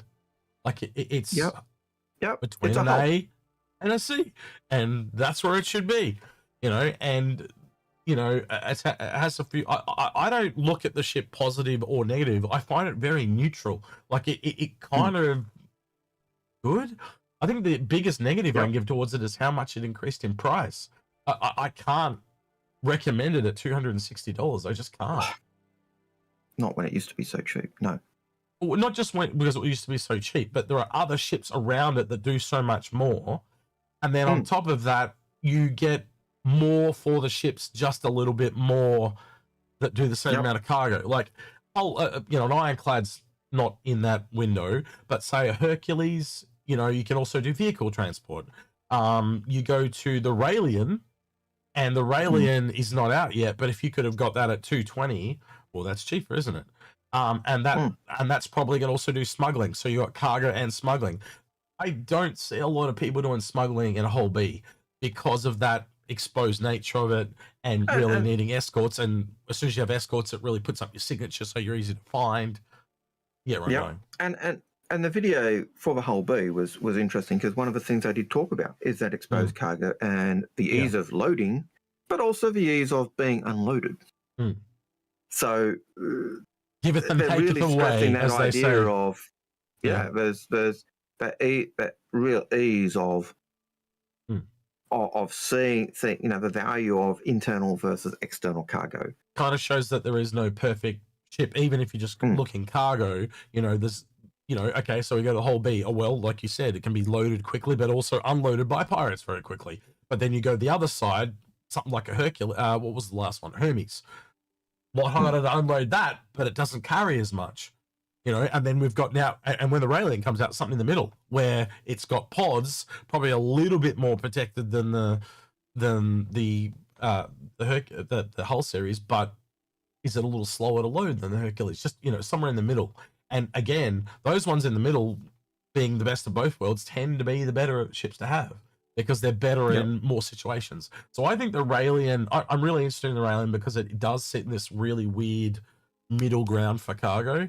And the only other ship I can kind of think of that's a little bit like it, but for a different reason, was the Banu Man with that massive platform that came down. And how you kind of chug everything on. But that's also got that weird problem of it's got almost like a skyscraper of how high the cargo goes. So as soon as someone put weird on the grid, you lose all the cargo above. It's like a cathedral of cargo is what I'd call it. That's the word I'm looking for. Yeah. I find the same problem that you're talking about with the Banu. You get with the Connie. Yes. So because the Connie you've got back the way the lid goes up. There's a few like that actually. Yeah. But the Connie's always had that problem. And the second you go above, there's a certain point where, yes, you can stack cargo right up to the roof when it's closed, but if you stack the whole thing like that, how do you unload the ship?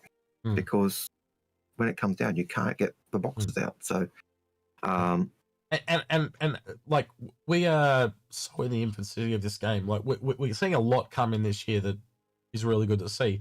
But it's that scanning is gonna. Man, I don't think people are prepared for scanning. Like I know a lot of the older people here have read the design docs and stuff like that. They're probably prepared. Escorting. A lot of new people. Escorters been a real core part of the game since day dot, and I don't think people are prepared for that. People just want to get in their ship and they just want to go A to B. People still even take multi-crew ships as solo, as ships to take solo. Even a ship that's meant to have a whole load of people supposed to be manning other turrets. People are still saying, "Oh, I'll just take. I don't need them." It's you need them. Plus, you need your escorts. It's that type of future going forward. No, I really mean it. Like people. It's like when me and Algared pull something out of our butt and go like today when I had to look up that the stuff on the Odyssey, right? Yeah. We remember it, but finding it is a different kettle of fish, right? Yeah. And it's the same thing. Someone will call us on something and you're asking us to go back 15 years and try and find something. It's nigh impossible, especially if it was in a YouTube video. Sometimes the YouTube videos have been removed off YouTube.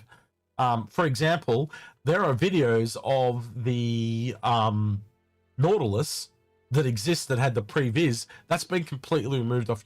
Grim's got it if you want a copy, right? And you can go through the entire ship like we were doing on the Odyssey before, but they deleted it from the YouTube channel. Why? But they did, So, and when someone goes, show me or it's not real, right?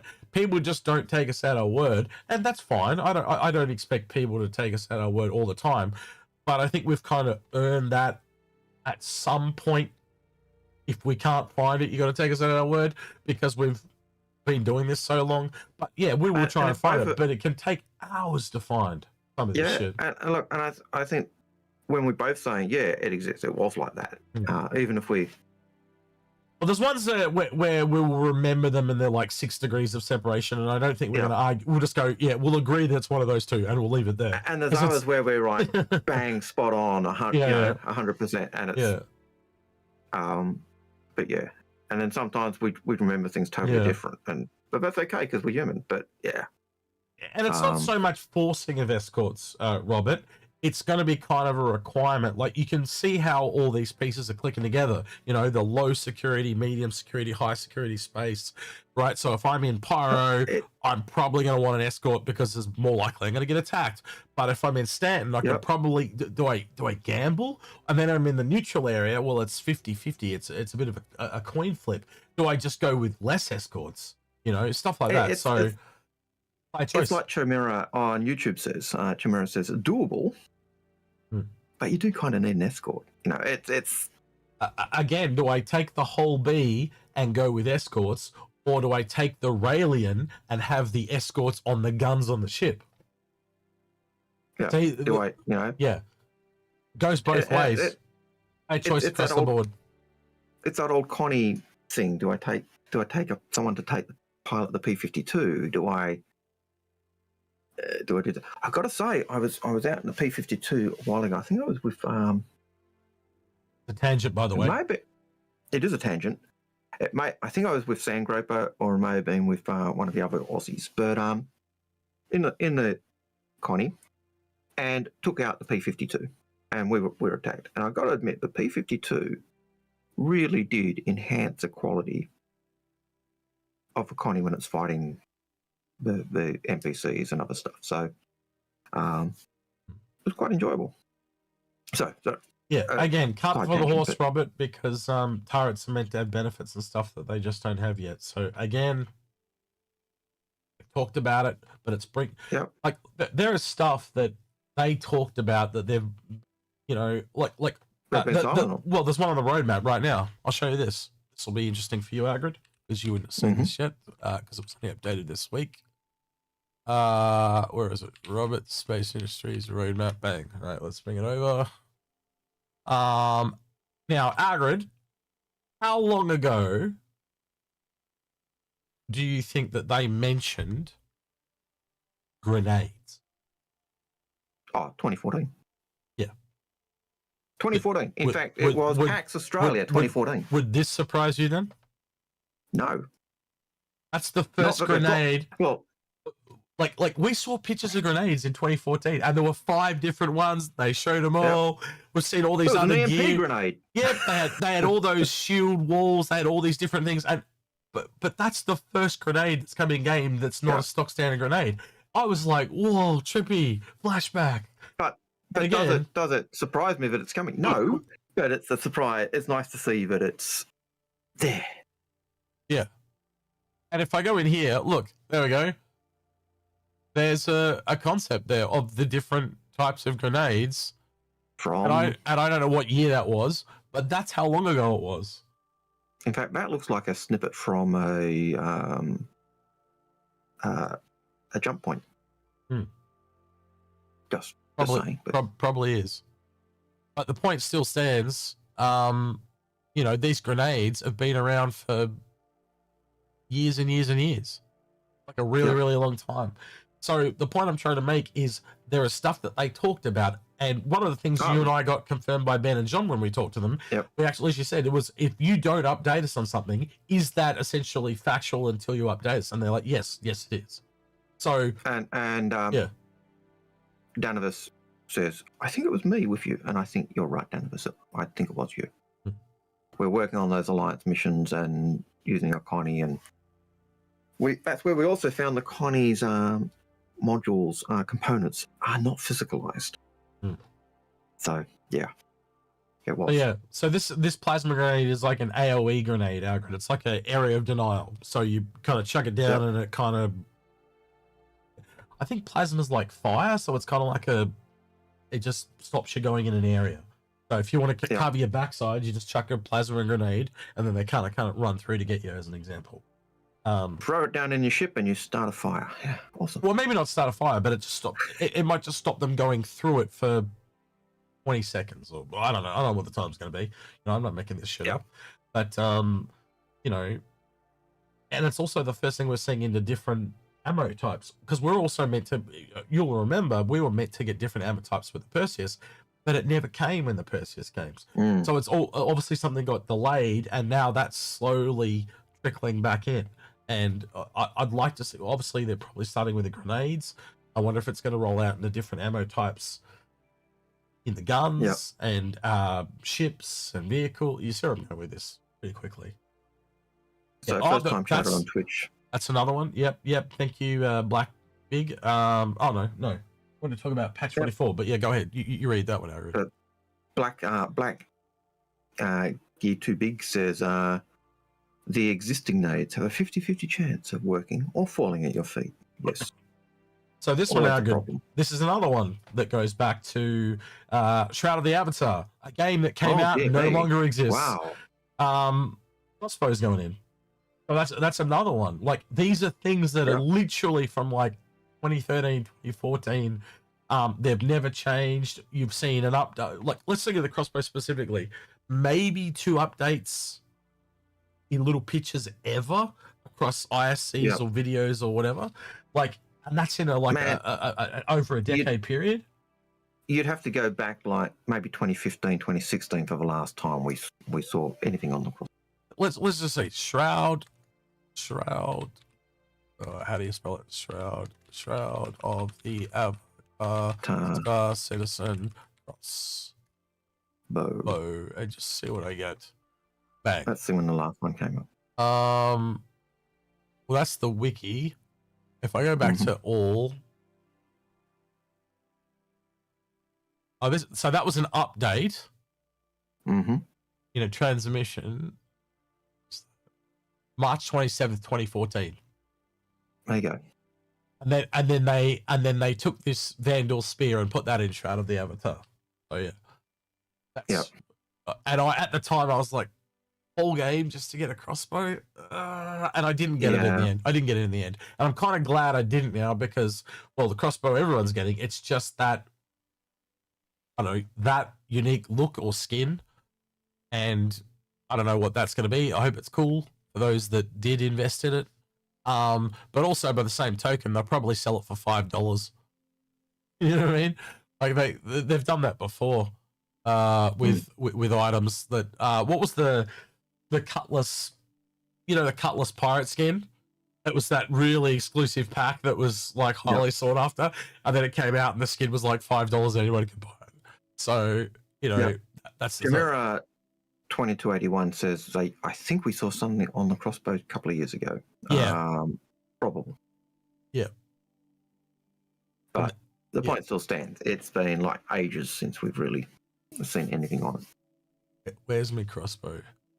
Do you even have it here? Under this page. I want the picture. Anyway, so yeah, that was the last one of it that they showed.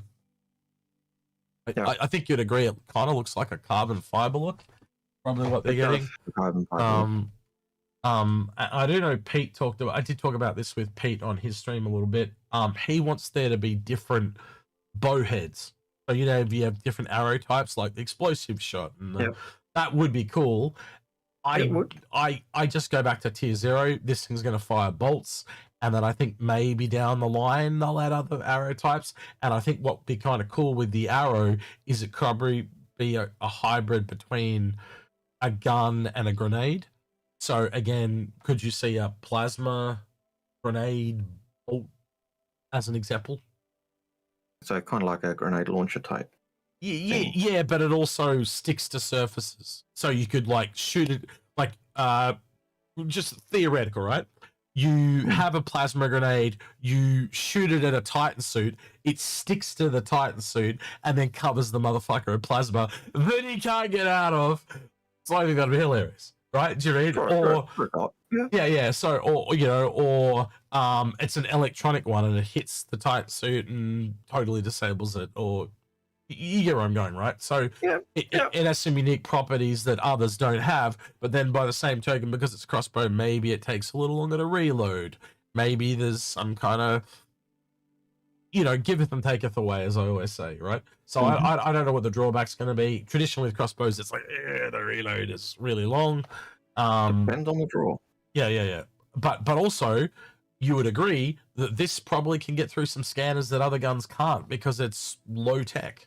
So you might be able to smuggle it through, the security points at Hurst and Microtech. It might be an assassin's weapon of choice. Like, Yeah. So again, you go back and I have the different grenade types. Of course, I closed it like an idiot, but you get what was it here? Yeah. So you can see now. I think these grenade types have been revised. By the way, I don't think a lot of these exist anymore. I think the plasma is what the incendiary used to be. But a decoy grenade is one that I've heard about, an EMP grenade. So this radar scatterer, that sounds like a decoy grenade now to me. So yeah. And also you'll notice that a lot of them are pretty much black. I think they'll have them a lot more color coded now. Blues and greens and stuff like that. So, yeah. Cluster grenade and frag grenade to me sound almost identical in terms of what they're doing. But generally what it comes down to in gameplay terms, if you want me to gamify it for you, is the cluster grenade goes wider. So say a normal grenade's 4 meters, the cluster might be 8, but it's a little bit random. There's 2 ways you can do it, right? A little bit random, so you don't know if you're going to hit them, or it's 8 meters, but it does less damage. So you're gaining range but losing damage. So either or, right? So it's just you are right though. It's essentially a modified frag grenade. Yeah. The type of thing you'd use to highlight or show up invisibles or in other games. Yeah. I think this one. Figures, I think this one could look really cool though. Like a vortex grenade that just sucks people in. I'm gonna be mad and just go. And can you imagine with the physics tech, and you could actually grab onto stuff and go, for 5 seconds, and then, the grenade stops. That'd be cool. Yep. 0G. Indeed. Yeah. Bad. Matt P1337 says, how would you reimagine the Starfarer? To change topic completely. I think the Starfarer is a little bit Mark II treatment as well. I think some of those really old ships, I now start to see why they're doing the Mark IIs. It's because they just got so many problems. Let's sunset them, upgrade them to the newer system, and again, look at what happened with the Aurora. It's night and day. Why would And he goes on and says, and could you see it occupying a logical position along the spectrum, along a spectrum between the Expanse and the Odyssey, visually and functionally? Not really, because it's really a gas collector is what it is. It's an in-space gas collector, right? That just also happens to be a fuel transporter. And if you look at the refineries on it, the Expanse has 6 small ones. This only has 3 small ones. It's clearly kind of like what the Orion's going to be in the Arastra. It's to take care of its own shit. That's it, right? And again, you look at the Arastra, it's the same as the Galaxy, yes, but it's doing quantity, not quantity. It's doing 2 larges, right? So again, the Expanse is dealing with lots of little small ones. Well, what's the happy medium? Clearly 4 mediums is going to be the happy medium, and that whatever ship, when that comes along, that is going to be the refinery ship of choice, because it's going to be able to flexible enough to do enough, but enough quantity as well. And then does it go the other way, Agra? Do we end up getting something like a capital refinery one, and it's a bit like the Galaxy's medical module? So you have 1 large, 2 mediums, 3 smalls. You see where I'm going, right? And that would be the ultimate. Oh yeah. Yep. So you got choices of.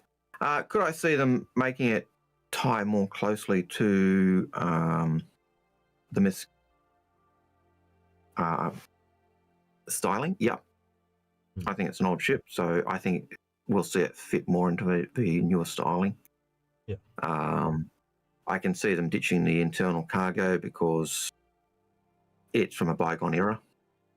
You don't need the internal cargo if you've got the fuel pods, and even if they bring in those square fuel square containers that it could take as well, I could see them reimagining it so that you've got it's a mothership for Furies. I've said that in the past. So there's lots of ways they can reimagine it and do variants or modules of it. But as you said, it is basically a fuel scoop refinery ship that could also refuel. And back in the day, it was the refueling ship. And as time's gone on, it's just, we need more, and it needs rework. That's how we know about things like gas collection and underground surface mining, because we have these little one-off ships that were talked about. And this is a very old ship, like the Starfarer. It is an ancient ship in terms essentially of... when Retaliator, Starfarer is in big ships. Like, so, Retaliator was the first kind of biggest ship after the Connie, and then outside the original 5. And then I think it went Starfarer, Caterpillar, something like that, wasn't it? Yep. It was, they're pretty old. When the Starfarer came out, and they said, we're making... it was the same time they did the Connie rework. Yeah.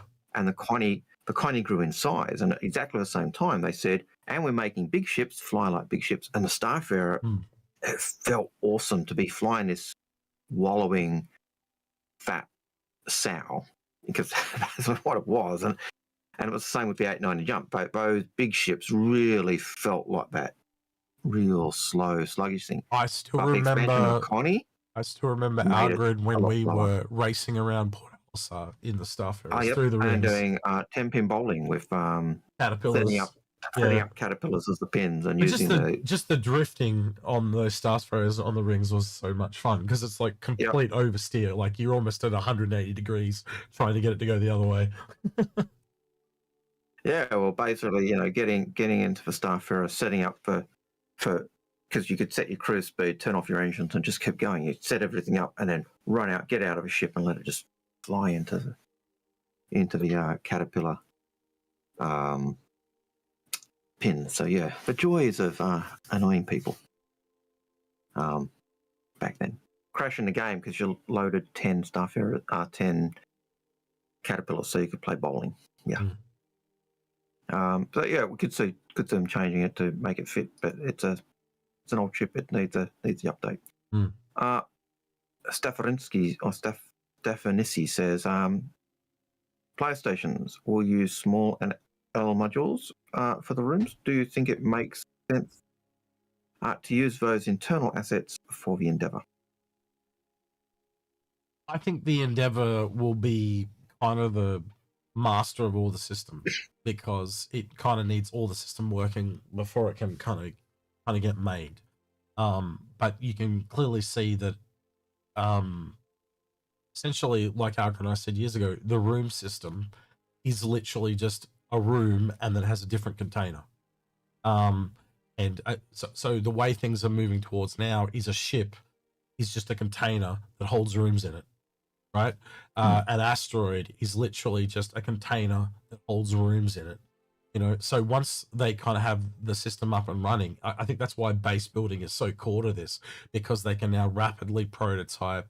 You're going to see gameplay move forward at an exponential rate, because why would you build an entire ship when you can just prototype it in a building? Cool, that works. Oh, wait, I need it in space because I need to use this thing in space. Well, then just have a mini space station and bang, now test the gameplay in space. Oh, I need it to be a bit more mobile. Okay, now we're chucking on a ship. Yeah, that's it. You just get that progression of development. And again, can't you make some kind of prototype ship that's a developer ship that's just a box? Yeah, you can. So sure, they've probably already made one like that. Boxarella or something. I don't know what they'd call it, but so Midnight Black Star Citizen has a question. Since a command module is technically its own ship, will it be destructible when it's attached to the Ironclad or Cat? Eventually it'll come down to the Newtonian physics and the components and stuff like that. But I'd see it as totally possible. Yep. I would see also that once you're attached, you actually gain the benefit of the shield components or other things that are on. Yep. On the larger ship, but the armor would, if you're just targeting the command module, it's theoretically it's possible though. You know, if you get that ballistic shot to go through the shield and starts a fire as an example, be really problematic. All right, Bowler 99999 says, "Can we get some hype for the Genesis?" Genesis, woo! There you go, done. And there's Execute's hype. There you go. So we go both ends, the super high and the That is a reference to Aladdin. If anyone's seen the movie, that's the old Warner Brothers Yo Team. Yeah, kind of. But he's like going off his tits for Aladdin, and then he goes, "You're on my side, idiot!" And he goes, "Therefore, isn't." Yeah. Anyway. Yep. Unseeable Thing. I know they probably didn't rework it, but what's the likelihood they go past the Caterpillar doing the command module part? They've said as much as that they're going back to add the command module to the Caterpillar. I think that I don't think you're going to get a gold pass. I think you're going to get some nice to haves. I think how I'd put it. Yeah. Oh, they've done a lot of repairs or fixes on the Caterpillar. You know, you can get the doors to work. That was a long time coming. So will we get modules? Well, one day. But we've been told as late as 2024 that modules are still a thing for the Caterpillar. But again, with what I've seen with the Mark IIs, I just can't see they're not coming to the Caterpillar now. No. It like straight off the bat, it'd be really nice to have that ship take 32 SU cargo containers. Just make it a little wider. You know, there's so many little things you and I can sit there and bitch at, and it's just one of those older ships. Those, I don't know what number it would be. Let's just say it was the first 10 ships in the game. They all have these design issues because they didn't know how to make spaceships back then. It's just that simple. It's logical. We've seen it time and time again, all the way along. You know, there are other ships out there too, like the Reclaimer. You know, there's some. They had to stuff up to learn how. Well, it's how do you learn to do something? Well, you just go out and start doing it till you figure it out. You know, and they've had to break a few eggs, so to speak, and stuff up and look at it now. Look at the other side of it. You know, well refined. Firing all cylinders, and again, like just the Aurora when it came out, like seeing those the signage on the outside of it, the labeling, and then seeing it again. I was really looking forward to see the hull this week, to also see if the kit had been kind of updated, and it has, right? So you can now see that they've got to that point now where I would say any ship coming out from now on has now meet that basic level of requirements that I wanted for ships. You know, labeling, signage, better lighting. None of those old niggly problems are there, right?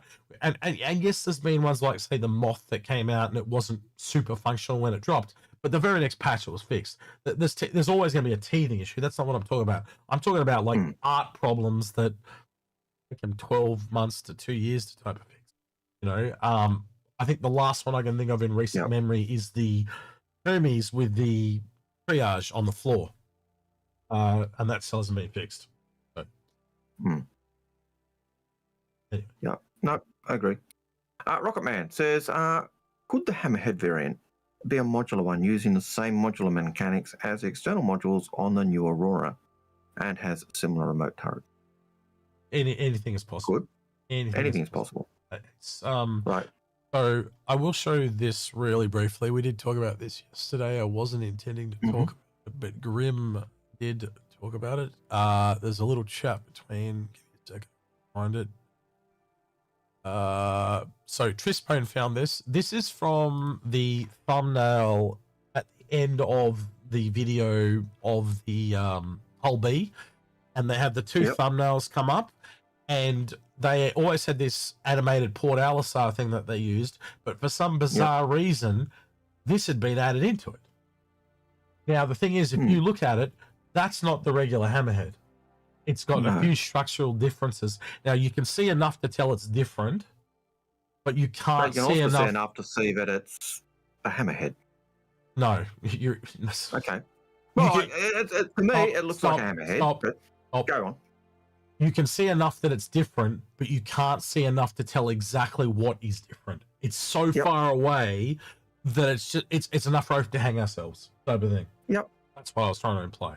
Yes, it's a fucking hammerhead. Everyone knows it's a fucking hammerhead, Algared. Yeah, that's obvious. It's not that different, but you say, oh, it's a different ship. You say that's a hammerhead. But you just treated everyone like they were complete dumbasses. If you are dumb, this is a hammerhead. That's what you almost said.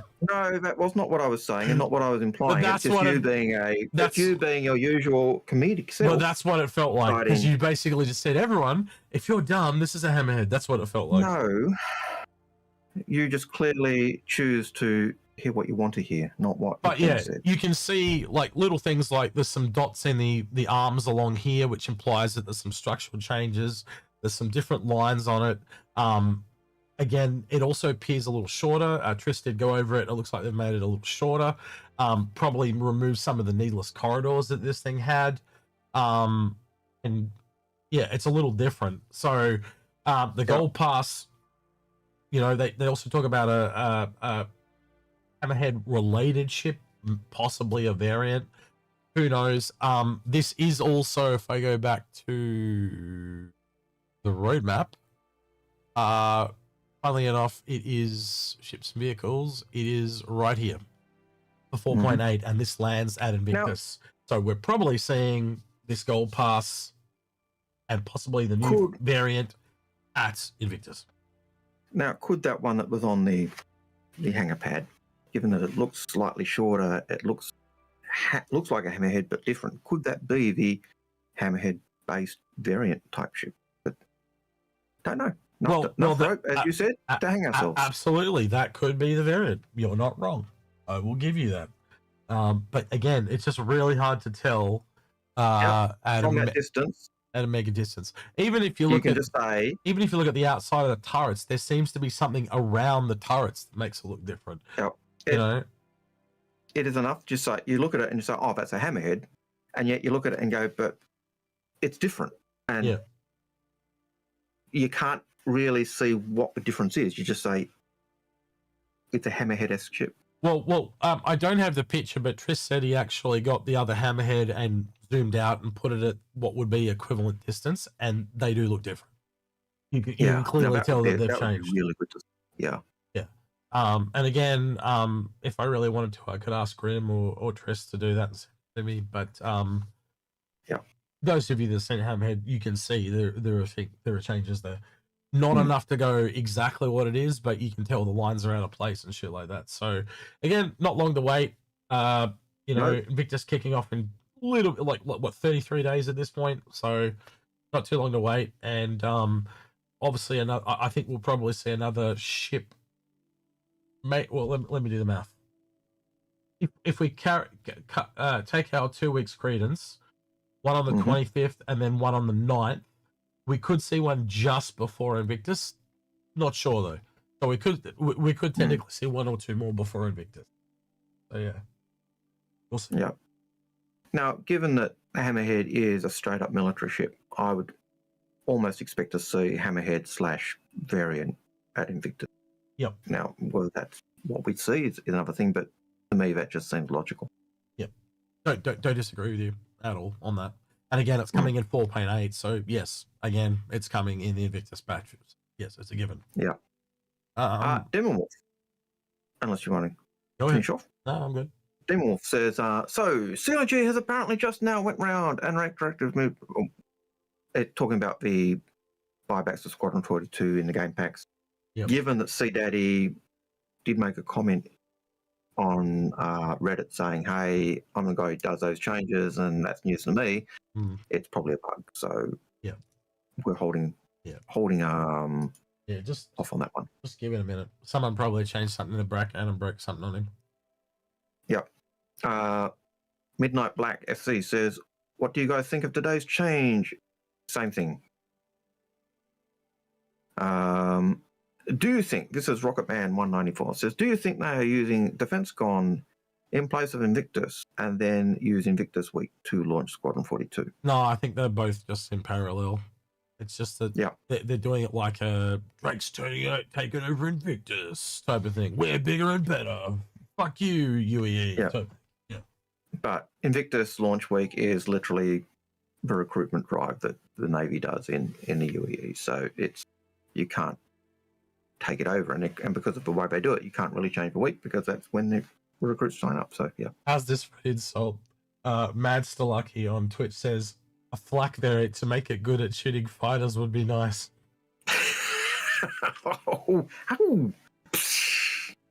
Sizzle. There's funny words. The burn. Yeah, that's actually fun. Yes. But yeah. Again, you know, allowing you to put different guns on it. One of the things Grim suggested was like AI turrets, because the problem is the crew count at the moment. So if you can put a couple of AI turrets on it, it would take that burden off and make.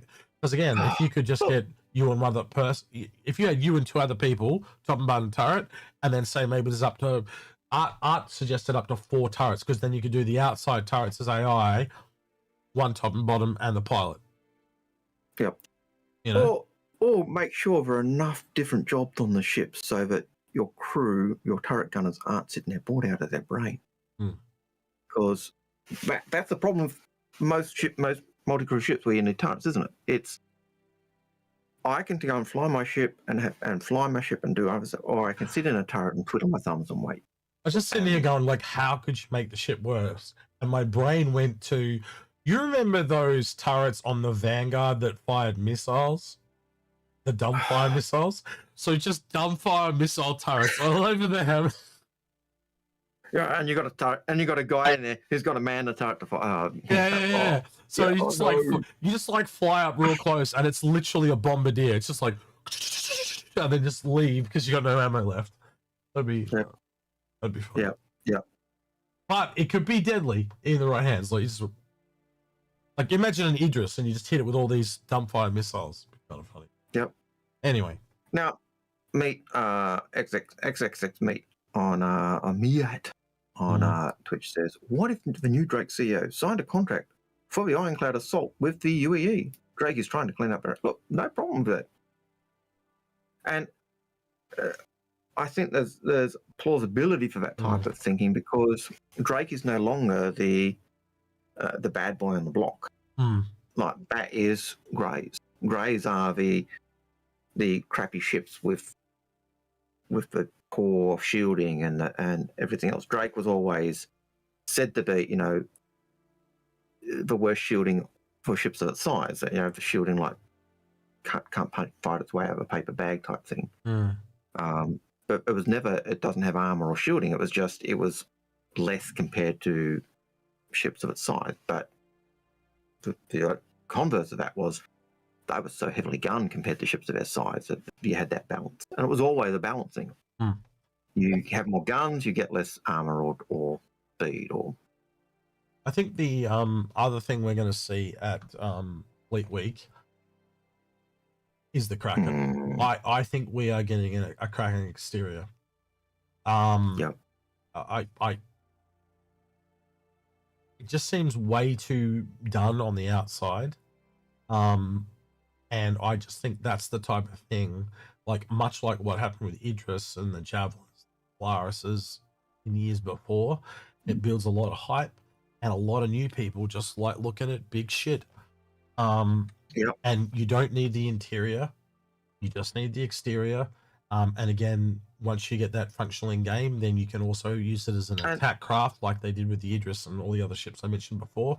Also, you can have the ships take off the deck. You don't need any of that interior bullshit. That gives you a whole year to do the interior.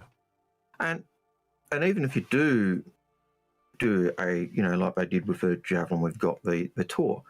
That was only about certain parts of a ship you could actually go through. So you can even do that type of thing. But yeah, it's. Do you know what Paul did? Paul thinks this is the Ironclad. In his monthly report, thinking, "Oh yeah, this is obviously the Ironclad." I'm like, "No, bro, that is not the Ironclad."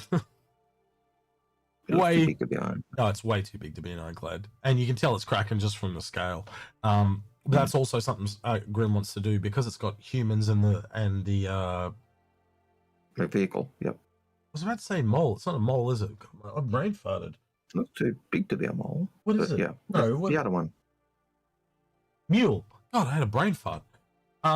Yeah, the mule. He can use those for scale reference and see if the ship has actually grown at all, because you can work out the distance between the landing gear. Based on the landing gear, yeah. Yeah, the landing gear, the humans, and the mule.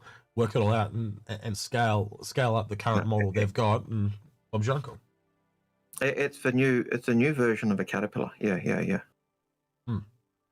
The caterpillar gold pass.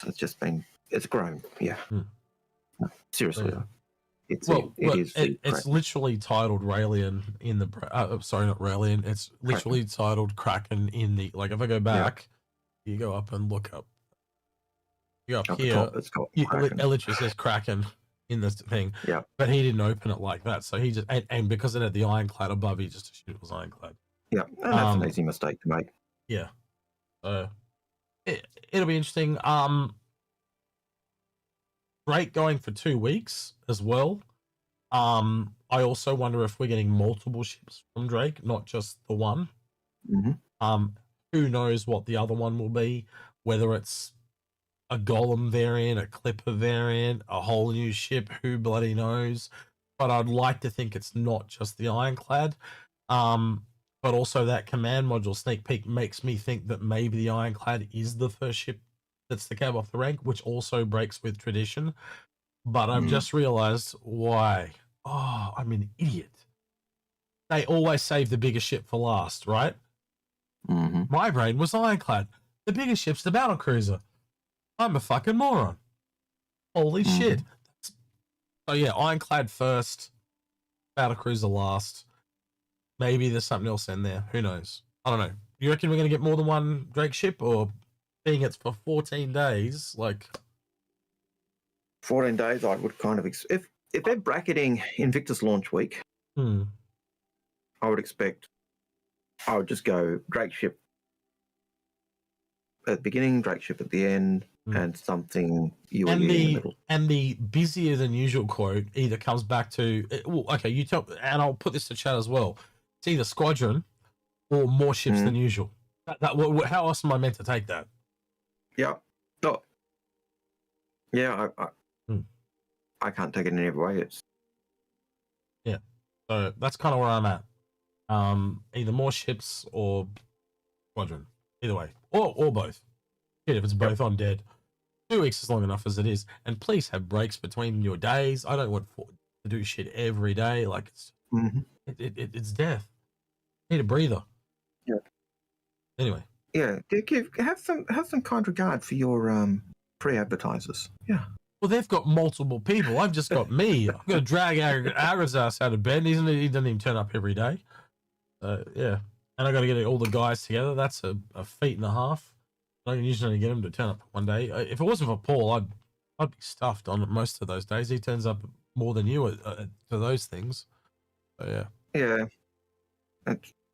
But pleasures of work. That's all I'll say. That's it. Right. Hook 2005 says skin issue, cab versus hull. Will all cabs have enough room for the largest crew ironclad? Not always, because you've obviously got engineering crew. Look again. Take any episode of Star Trek. All the crew up in the Saucer? In fact, most of them are not. In fact, you've got episodes where the command, the saucer is crewed and they're docking with the body, which has got everyone else in it. So yeah. I kind of want to find that video now. I watched this really cool video during the week.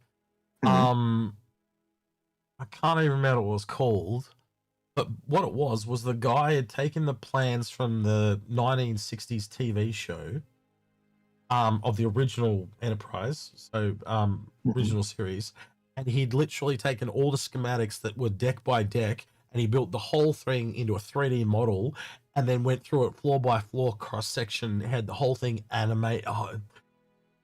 It just allowed you to see the ship in a completely different light. And a lot of the decks that they never even showed off, like the science labs and the the kitchens and the living areas that like had these massive parks and greenery and all this shit that you would never get to see on a TV show because of the expense. It was mad.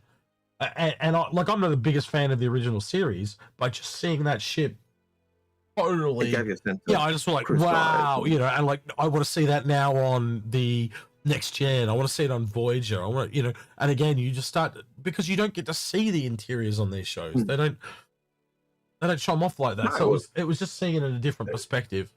You don't need to show them, and that was one of the big things with. I remember some of the concept artists who'd worked on Star Trek or Star Wars saying one of the differences with designing a ship for Star Citizen was that you had to have everything and it had to work. So everything had to be fitted in a ship, whereas when you're doing a show, you go, yeah, if it's a ship, yeah, it doesn't matter if the interior doesn't fit because it's a show. But for Star Citizen, it did matter. So, yeah, with the quite like that. And yes, I do agree that Prisoner TOS was the best of the versions. Deep Space Nine. Yeah, I'd prefer Babylon 5 to DS9, but again, flavour. Some things you've now gone outside Star Trek. That doesn't count. We're talking about the best Star Trek, not the best sci-fi or whatever. Yeah. Deep Space. The reason I like Deep Space Nine was the stories carried over, and if they put something in place, it had a cause and effect analogy where other episodes could just go, we're not in that part of space anymore. Who gives a shit? And you did see Deep Space Nine kind of copy that. Yeah. Later in their series as well. So yeah. Aussie Mousy says, is there an issue with select system? Because I'm trying to free fly and it goes to persistent universe, click on select system and no drop down list and I can't start. That is a bug. And it is a bug that is really annoying and hard to fix. I think, fortunately, dude, you're going to miss the free fly. It's an account bug from my memory. The only way I remember to fix it was to do a character reset on the website, but they've dialed back how character resets work. So I will show you very briefly how to attempt one. And if it doesn't work, I do apologize, but that's what I can do while I'm here. So if you go into the website, and just go to your account dashboard, you can then go to where is it? Settings, I believe. And then there's a thing here called character repair. And you click this button and fill in the bullshit. It should reset. And say I was trying to play a stupid game and it bloody broke and I'm really pissed. And then a couple minutes later, it'll hopefully. The other option is generally free fly account. Hang on. Just Right's also saying generally reset the launcher. So I've also found just restarting the PC can work too. So restart the entire PC and go again. Yep. And if all of that fails, because it's free fly, just make another account. Yeah, make another free fly account if that happens. Yeah. So if everything fails and it still doesn't work, just make another account. But I wouldn't just make another account first. I'd do that last. No, I'd go through all that would be the absolute last thing I tried. Reset, restart the computer, all of those. And hopefully you use someone's referral code so you get some free credits and they get some referral as well. If you've already made an account, use your you can actually if you're making your account. You actually can they've made it now, so I think it's 5 days or something. You can use people's referral code. So there's mine there if you want to use one, but you can literally use anybody's. It doesn't matter.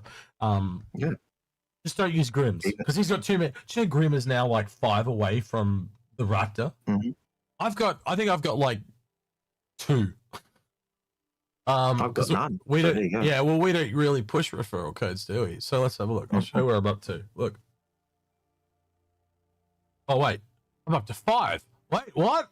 Why am I up to 5? When did that happen? Well, I'm up to 4. Sorry, I'm up to 4. I'm up to 4. You're on to your 5th. I'm still at number 1. No, so. I've got to get 5 to get the gun. This is your next. Yep. I've got 4. Yep. My next is recruit. Grimm, the slimy dog. Yeah, okay, fine. He's got the Squadron 42 Gladius, and he's going for this. And what he said to that'd be people, nice. he says if he gets to the Raptor, he'll put it in the Fleet Viewer. Why they're doing it? Because they want to get the Raptor in Fleet Viewer. So yeah. Yep, I would love to get the Raptor. Unfortunately, I'm not going to get it for needing 50 recruits. I want this. I want the Vandal Scythe that you've got 2 of, you lucky bastard. Anyway. But I can dream. Never going to happen, but anyway. No. Right, next question, Mr. Algared. Kirkin, what do you think of the Hull E? With no notice, all of a sudden getting a CCU, which means it now has LTI and it's no longer Hull limited. Really curious about your thoughts. The impacts we answered we answered this earlier. It's essentially that they've worked out how the cargo is going to work, so all those questions have disappeared, so they're now more confident in selling it not limited. It's that simple. Unless you want to add to that, Algared. No, that's pretty much it. Yeah, will it go over $1,000? Wait, what? Probably. Why do you want to get Algared a Scythe so he can have 3 and I've got 0? That's just mean. He doesn't need 3. He's already got 2. I don't have any. Anyway. No, I do have a Star Kitten. Sorry, Rabbit. I already have a Star Kitten. Dragonfly. So don't have one. Don't have a second one, but yeah. I got one when they came out again recently. I just referred something to myself. Oh, you got a recent one, did you? Well, so one of these referrals is actually myself. Because I deliberately referred myself to get the Star Kitten bike because I wasn't going to miss it a second time. And it eventually would just become a skin, so I can just put that on any bike. Yeah, I just wanted the skin. I didn't give a shit about the bike. Yeah. Yeah, look, I think it'll go over 1,000 once it comes out. What will go over 1,000? The Hully.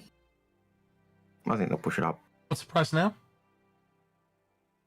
Good question. What's the price now? Was about, I think from memory, it was about 800, 900. It was 7 My memory is 9, so... Right, let's have a look. See how Senel Algared is, or is he still got it? He 750. Boom. He don't got it. Yeah, I'm old. I'm ancient. That's fine. I remember it was 7 something. I just can't remember what.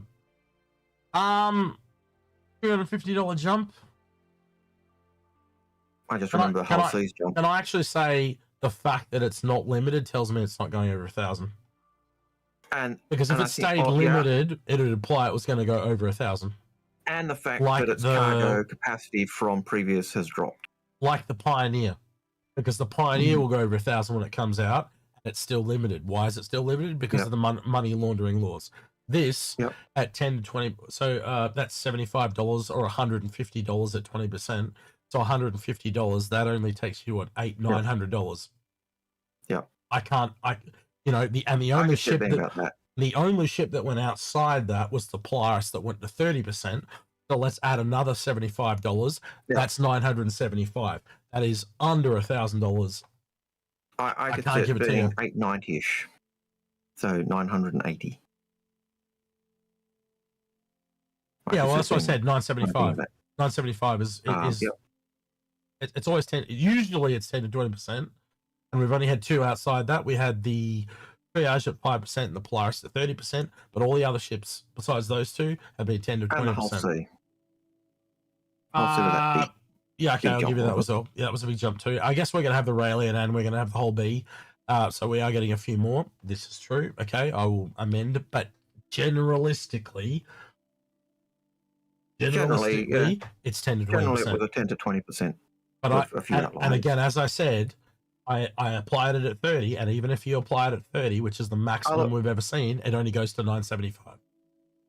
Yeah, based on the fact that, and I did remember this afterwards, the fact that cargo capacity had dropped. And someone said in chat, from 98k to 12k, which is still a lot of cargo. It is. But the fact that it had such a drastic reduction in cargo capacity, the fact that it's now no longer hull limited, I would say no. I would advise it won't go over 1,000. So, but they've obviously done some R&D in the background to figure out how these ships are going to work too. You can tell from the way John talked about it. He talked about how the way it would have had to concertina back and forwards on itself like 5 or 6 times, I think he said, or something akin to that. Yeah. So they've obviously at least worked out how they're going to work. Not saying it's being worked on, but they've going to worked out how they're going to do it. Is at least of interest to me to show they put in that R&D. And you can see that type of work in terms of how the hull B's,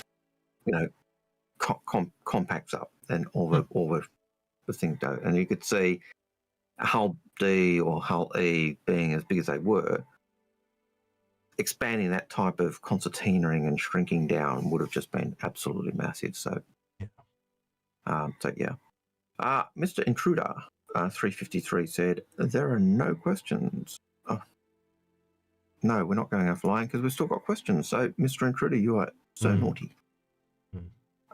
Sejanus 21. Odds of getting Squadron 42, Nyx planets and Castra with a landing zone or 2. I'm assuming he's talking about Invictus. What? Hang on. What are the odds of getting? Sorry, his language is a bit broken. What are the odds of getting Squadron 42, Nyx planets, and Castra with a landing zone or 2? I think they're essentially going to fill out Nyx. That's what they're doing. They kind of gave us the system and they're filling it out.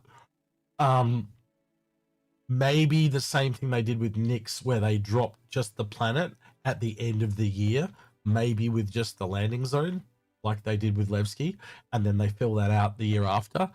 Oh. That's kind of where I'd be at. As for Squadron 42, we kind of talked about that a little bit earlier. So, yeah. Now, with the Nyx planets, if they're saying, hey, we've got this new planet tech, which not the game developer's new planet tech, but in-game we can terraform planets. And we can do that to planets we couldn't do before. Does that mean going forward, any system that had a small planet or a planet that was couldn't be terraformed is now going to be in that, hey, we can terraform these planets. So it gives a lot more scope for where we can build bases, and there's already so much places you can have able to build. So yeah, it's stuff to look forward to. Project Gnome 1961 says, if they got rid of most of Squadron 42 packs, did they forget about it in some of the concierge packs that changed? You can just skip that one because we've addressed this like 4 times now. Yep. C-Day's looking into it. Danavis with the hull E being now ACCU, we've already just answered that one. Griffin Gaming. If a CitizenCon is held in Montreal, would the 2 of you consider attending? I would, yeah, absolutely. I've actually, Griff, if you're still listening, I've even considered coming over there for your, was it? God, man, I'm killing myself trying to remember. Quantum Vegas. I've even considered coming over to see you guys, because at the end of the day, Algared will tell you, it's not the event, it's the people. The event you can just watch from home. You don't really need to see it. I know I've talked to you about this, so I know you know exactly what I'm talking about. So I'd rather come and see, yourself, Paul, Grim, whoever else turns up to Quantum Vegas and stuff like that. Whoa. What was that? Whoa. Pipe Train on Twitch, someone dropped a bunch of subs. Rage 9608, aka Rage 1. I don't know. He was on Grim stream yesterday. But either way, thank you so much for the... Who's the guy with the beans? Who are the bean guys? 5 beans, right? We made him eat 5 beans? Is that you, Rage? 5 beans. I think it's 5 beans. He'll tell me. They went to... Algared got a sub. That's hilarious. Ron Cody, Switzel, Sci-Fi Guy, Gregson, Rhino... Oh, that's really funny. Yeah, I think Rage was the guy that made them take... So they do this thing for St. Jude's where they have these beans and there can be 2 flavors. They can be a really nice flavor or a really bad flavor. And because he donated... I can't remember. He donated a bunch of money in one go for St. Jude's. I made them take 5 beans each at exactly the same time. Yes. Evil. And it was great. And Rage got to pick the number of beans they had at the same time. And it was really quite funny. And they were like, and then like gag reflexes and all this type of stuff. So yeah. Yeah, it was very funny. I'm glad you enjoyed yourself, Rage, because I did too. Right. Almost 3 a.m. here. Yeah, well, it goes the other way too, because I often do shows with people and it's 3 a.m. where I am as well. So yep, we've been there, done that. Take care, buddy. Take care, buddy. Right. Well, Blitzer. Yep. Like you can lock and unlock the ports. Would they do that with cargo grids? Yep, absolutely. Yep. Let them float off into space. Absolutely. Can't see why not. Yep. They might even be, if you think about it, on an MFD screen, if you could have your cargo grids on an MFD screen and say whether they were numbered or whatever, you could turn off the individual panels. Yep, I would love that. Rather than just cut off everything and just have everything go. That way you could be really good for really good for smuggling too, because you could just like let ship drift away, you know. Yep. No, I'm not carrying anything illegal, officer. Yeah. Just all those cop shows where you see someone throw something out the window. No, that was me. I'm so that you know, this bomb flies out the window with all the smoke flying out of it. Yeah. Yeah, I could see that. That wasn't a bomb. That was just a science experiment. Yeah, I could definitely see that. So yeah, Bastian says with the med kit and another gun case, do you feel that these items represent the framework for moving items through checkpoints where armor can't be worn or just swag? I think it's a little bit of everything. It's coming the path of all the systems. You know, like we're not meant to be wearing heavy armor all the time. I do know, for example, I've heard people at CIG. Chris hates the fact that people wear armor everywhere. He wants them to wear clothes. So wearing clothes is like, if that's what Chris wants, you know that's what's going to end up happening. And I think it's stupid. I'd rather just wear armor personally. But he wants that to be a thing. He wants you to have to change your clothes regularly, and if you're wearing armor, you'll get question. You know, I could see Strike Off sent it in RPGs. You know, if players are going around fully kitted out, and there was game designs to that effect. I remember what they used to say: if you're in a Drake ship opposed to like a mist ship. And if that's on ships, you'd have to assume it's the same. Yeah, and I even talked about, you know, if you're not washed or clean, you'll be certain people who won't talk to you. If it's, and you get that in other games as well. If you're. But also, like, well, if you want to smuggle something, can't you just find one of the guards that have come through, knock him out, put his armor on, walk through, because they just think you're a guard, they just let you through, you know. But then if he wakes up or someone finds him dead, the alarms go off and it's the fan. So you're on a time limit. You know, but it push comes to shove, all that type of shit. Yeah. But it's give me an Akubra, that's what I want. Akubra. Space Cowboy Algared. Old Man Hurston has there's a new sheriff in town. That's right. Old Man Hurston has an Akubra. That's right. That's what he dreams of. What it really is he Old Man Hurston, and he rolls over the A-frame, the walking frame, and collapses and breaks his own neck. You know. And the Uber girls, as you always say, are around him, pick him up and care for him. It's all hallucinations. He thinks the Uber girls take care of him, but they're really just nurses going, "Oh, this fucking old fart." He shot himself again. Right. Oh, you're so rude. So rude. Well, believe it or not, we have 1, 2, 3, 4 questions left. Go for it. So we can end early. That's good. We can leave early. Oh, novel. Right. Next one. So we do have a hype chest on the way. Whatever that is. That's just things for if you gift and sub, they give you a special emote, and that's over. You can't get it anymore now. It's too late. They missed out. Anyway. Nope. Right. Next one. Rabido7 says, what do we know about blueprints in terms of limitations around amount of uses, company taxes per print, hacking to create illegal copies, having a blueprint that allows you to print a product for free? We don't have any of that we yet. Have diddly shit. Subtle. Yeah, and they are all very valid questions. Yep. Can you sell a blueprint? Can you copy it?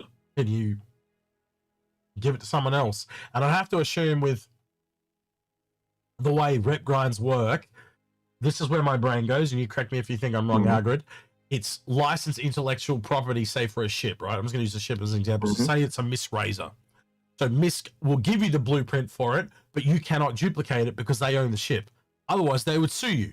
So maybe there's a part of a piracy thing where you can duplicate it as a part of the gameplay, but I'd have to think that would be a legal reason or a gameplay reason they could give for why you can't duplicate them.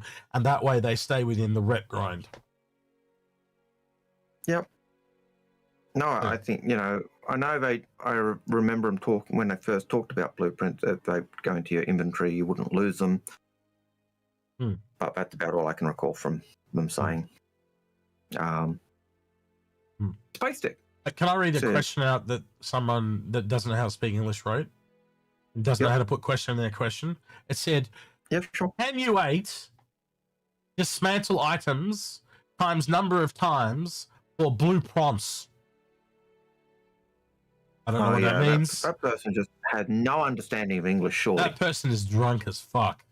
That person had been drinking very heavily. That's why they probably go by piss poor. Yeah. I'm pretty sure they just rolled their face on the keyboard to type or drooled. Yep. I think they did. I think that was I'd just say that was a piss poor effort. Yeah, absolutely. So, to kind of answer the questions though, again, we don't have the answers on that. Again, we are in the infancy, but again, talking about this stuff, you can start to see the potential of way things could go and not go because of the way they want the systems to go. So again, it's such a big convoluted system. I've kind of stayed a little bit away from crafting because I want it to kind of come out and then I'll just see it as it comes, because otherwise, like, me and Algared did an episode on what crafting could be, and it just opened this massive can of worms very quickly. And I kind of went, I think I'll leave it and let it stew, because it affects every item in the game. That's a huge system, huge. So yeah, there's many different ways you could do it. Like how are you gonna? Are we just gonna pay to upgrade the blueprints? Are we gonna? Do I have to build a certain number of? So say I'm building a gun. If I build 5 guns, does that then upgrade to the next gun above, and all of a sudden I can start building the green gun instead of the grey gun? Well, see, I think Pete's question is actually a really good question. If I've got 50 million, machine guns that I've salvaged, if I break them down for parts, as I'm breaking down the gun, do I eventually get the blueprint for the gun, or do I earn the blueprint for the gun because I've broken it down so many times? Or do I learn how to print it so many times? Do I get it? No, if you actually read what it says, number. Okay, you can take it both ways. But my thought is you break it down, learning how the gun works, so therefore you upgrade the gun to the next level. Okay, so it goes another way. It goes both ways. So, or do you just build the gun and learn how the gun's built so you can build it better, right? It goes both ways, right? So there's multiple ways. Like there's all these things that they haven't talked about, like how are we going to go up levels? How are we going to be able to make better quality stuff? Or is it simply you get the first blueprint, you've got to get a second blueprint. Once you've got 2 blueprints, all of a sudden you can do green. We don't know. They've never talked about it. I would like to think if you break something down enough, you get the base blueprint because you're pulling apart. And then if you build the thing so many times, then you get to the point where you could develop it and work out, hang on, if I add this bit, I can upgrade, or if maybe I use this component or this material, it increases it. So like you said, I could go both ways. G-Cube, can I ask you a question? Are you an engineer? So G-Cube just said reverse engineering, it's not a thing, so unrealistic. So I'm just curious, are you an engineer, G-Cubed? I'll let him answer that. Because there's another engineer in chat. They're drunk, they are in chat. No, he hasn't answered. That's an insult, says tough Chinese. Yeah, that's true. But the point is, it's gamification. Like, how do you, like, we've seen this example in so many other games. That's why I kind of just don't want to touch it, because I just want it to come out rather than sit there and speculate across the entire system. I OD have a bachelor in electronic engineering. All right, okay, well that's great. So maybe I'm prepared to do an episode with you and Pete on a professional point of view on crafting. If you guys want to do one, I'll bring you both on and we'll talk about how engineering works and crafting, and we'll deep dive into it and see what comes out if you guys are up for that. But you've got to get Pete to come. Good luck. Good luck. And I'm sorry, Pete, if you're unbelievably upset and livid that we did take the mickey of your question. You're welcome to come and chat and talk to us. Yeah. The offer is there every week, Pete. Every week. And every week you say, I don't have anything constructive to add, and you always add a question or something just do it again. that is relevant. So, all right, how many questions we got left? 5. Let's go. Oh, I've added some more. Space Tech. Oh, long time no see. Nice to see you, buddy.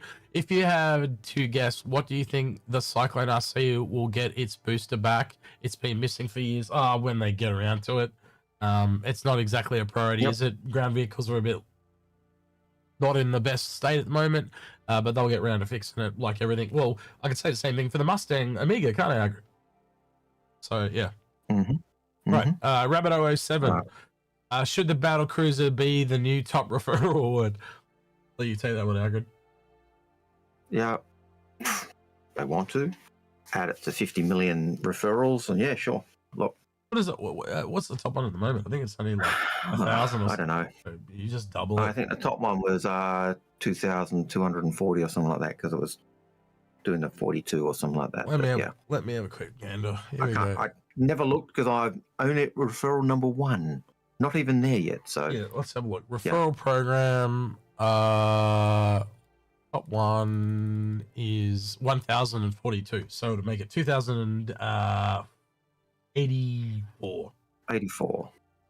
Yep. And I'd expect the next one after the Idris to be the Javelin, and then so since the Javelin's not even on that referral list, no. Yeah. So. So they have the old system and the new system, and I think you can access the old system here. And if you're a part of the old system, you can still get access to this. So I got 27 on the old system, but as you can see, I'll still be able to earn these if I can ever somehow get up to 2017. I'll be able to get a Javelin. But any new people that come along, they only get access to this one. So, yeah. Yeah, I've got the old system. I think I had 15 on the old system. Yeah. May have been a bit more. I'd go 42 as the level I'd go on the new system for the Jav. All right, there we go. And then, or whatever, so yeah. All right, next one, Algared, when you're ready. Next one is the bots, so we'll ignore that one. That's an insult. Says, why do you reckon the Atlas still can't be upgraded? Because it's too cheap. You can't upgrade Atlas? No, that's not true, because I'm pretty sure I was able to upgrade, I'll check it, maybe I was wrong, but I'm pretty sure I was able to buy a CC to the Aurora the other day. I was almost tempted to buy it. He's saying to the upgrade, to... Well, there's nothing underneath the Atlas. Yeah. You would have to have... all right, let's just test the theory. Why not? Ship upgrades. Why not? I'll play devil's advocate. Why not? Been too long. I don't try and upgrade to Atlases, usually from other stuff. Sometimes they don't like you to upgrade to things that can't fly. So that might be a part of it. It might be a vehicle thing. Let's have a look. Yeah, you'll notice that it... Oh, you got the pulse there. Oh, Atlas. Yeah, that is a bit weird. Yep. They hate you. That's what it is. They saw you coming and they told you to get fucked. That's what it is. That's the official response from CIG. They told you to get fucked. There's your answer. Yeah. Right, next. Next question is James Spinner 7764 says, do you think we will ever get a blueprint for the Max Lift?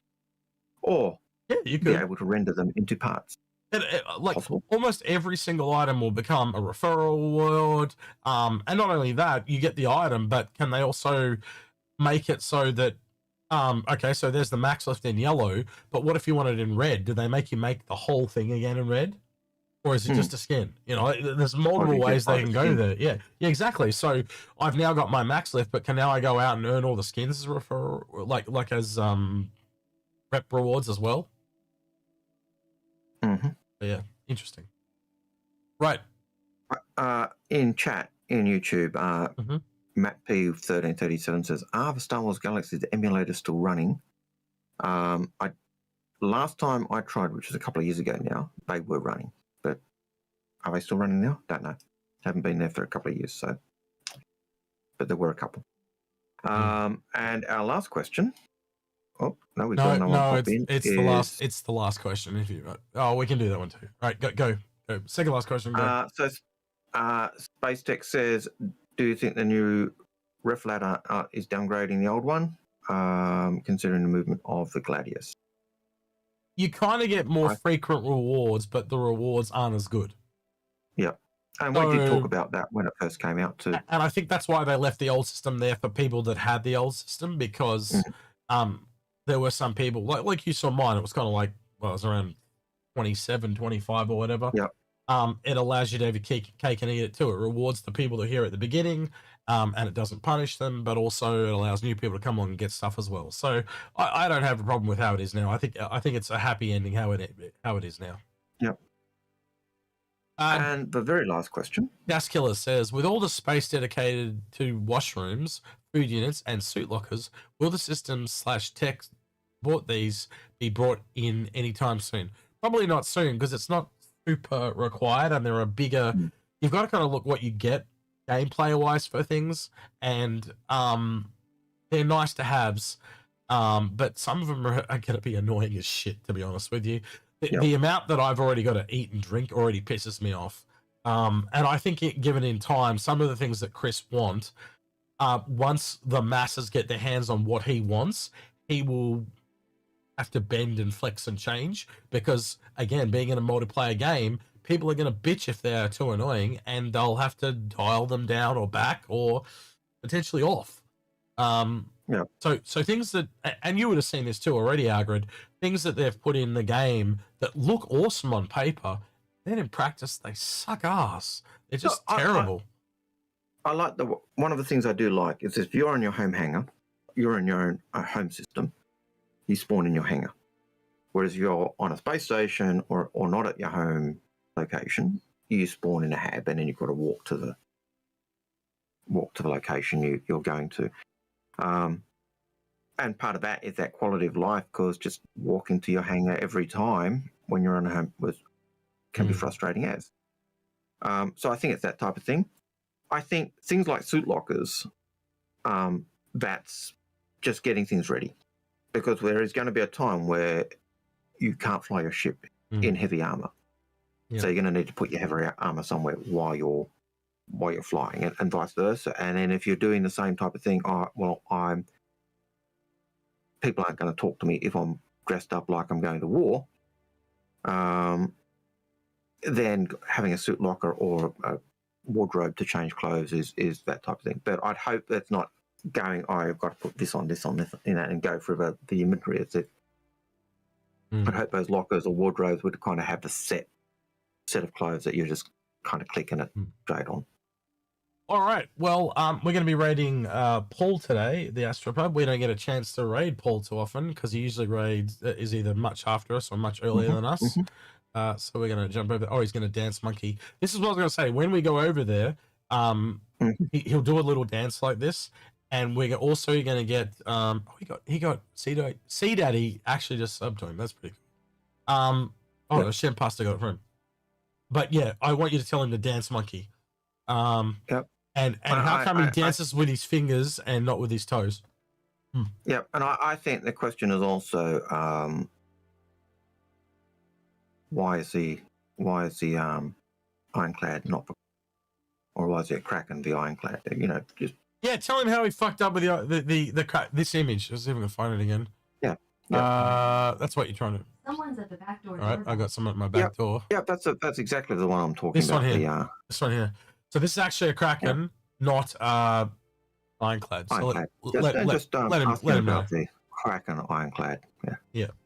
All right. I've also got YouTube set up, so when we end on YouTube, that'll redirect over to him as well. So and he's also streaming with Logan. So we'll be listening in. So Twitch say goodbye to YouTube. YouTube say goodbye to Twitch, and we'll see you guys next week. Bye bye. And they're off. Let's have a little. Oh, he's dancing again. He's gonna have to dance again. I know. 2 in a row. But will he put on? Oh, I got a a sub. Someone brought me a sub. Holy shit! Who brought me a sub? Oh, there you go. There we go. He's changed his music. Now he's going to dance again. Yep. You know what? I'm going to get copyrighted for this. Need to drop some that sound. mutes in there. Just last time he played this music, we got copyright struck. We did. All right, I'm gonna let him dance without the music, because we got copyright struck last time. Because this music is copyrighted, it doesn't appear on his VODs, but it does appear on our YouTube, and we got copyright struck for it, and I was not a fan of that, so I'll turn it off. No, Paul's evil for that, you know. Yeah. Well, it's not Paul. Well, it's not Paul. It's just the way it all works. YouTube's different from Twitch. It would be really cool if YouTube had a system so you could remove the music, but it doesn't. From the Inforunners 3 minutes, Circle 1 Batman Shell, your humble host, Space Bartender here. Yep. At the Astro Club, your space bar at the end of the universe. Sit back, relax, enjoy the show. How you going for? How y'all doing? We are good. I love the way he did that hanger. Go on. Yourself now, so he's actually watching back, so it's kind of pretty cool. By Xian after their little trip around the moon, which is pretty cool. Yep. Right, we'll love him and leave him there. That's been us streaming for this week. Obviously, Algared and I will get in and do the whole B, and if I can twist his arm, also the UTC. And we'll get those in the bank. Maybe we'll do a midweek show for the UTV. Which was the thing that was on our. Yeah, I'm more excited about the UTV than the whole B. We just never talked about it. I did notice that you were keen for the UTC, and this is the first time we've talked about it all show. What's the UTV, not the UTC, but close enough. But yeah, it is a great vehicle. I picked one up. It's probably, as I said, one of those tiny vehicles. It's the Ursa / Dragonfly of that series of sites. Just the best all-rounder. You just want to carry one SCU, one passenger. It's got a couple of gun racks, and that is all you need. And all the other variants like the ETV, the Steve, they just don't quite. They do one thing and not another, and this just does all of it. And I've been waiting for this since the book was like 3 years ago. So yeah, I thought compelled to pick one up. But yeah, I think it's just a vehicle, but yeah. Yeah, with that then, I don't know if my button's going to work. Let's see. Don't forget to like, subscribe, ring that notification bell. Thank you to everyone that went the extra mile on Patreon at the end of the video. With that then, he's been Old Man Hurston himself, Algared. And he's been Execute, and we're out of here. Take care. See you, citizens.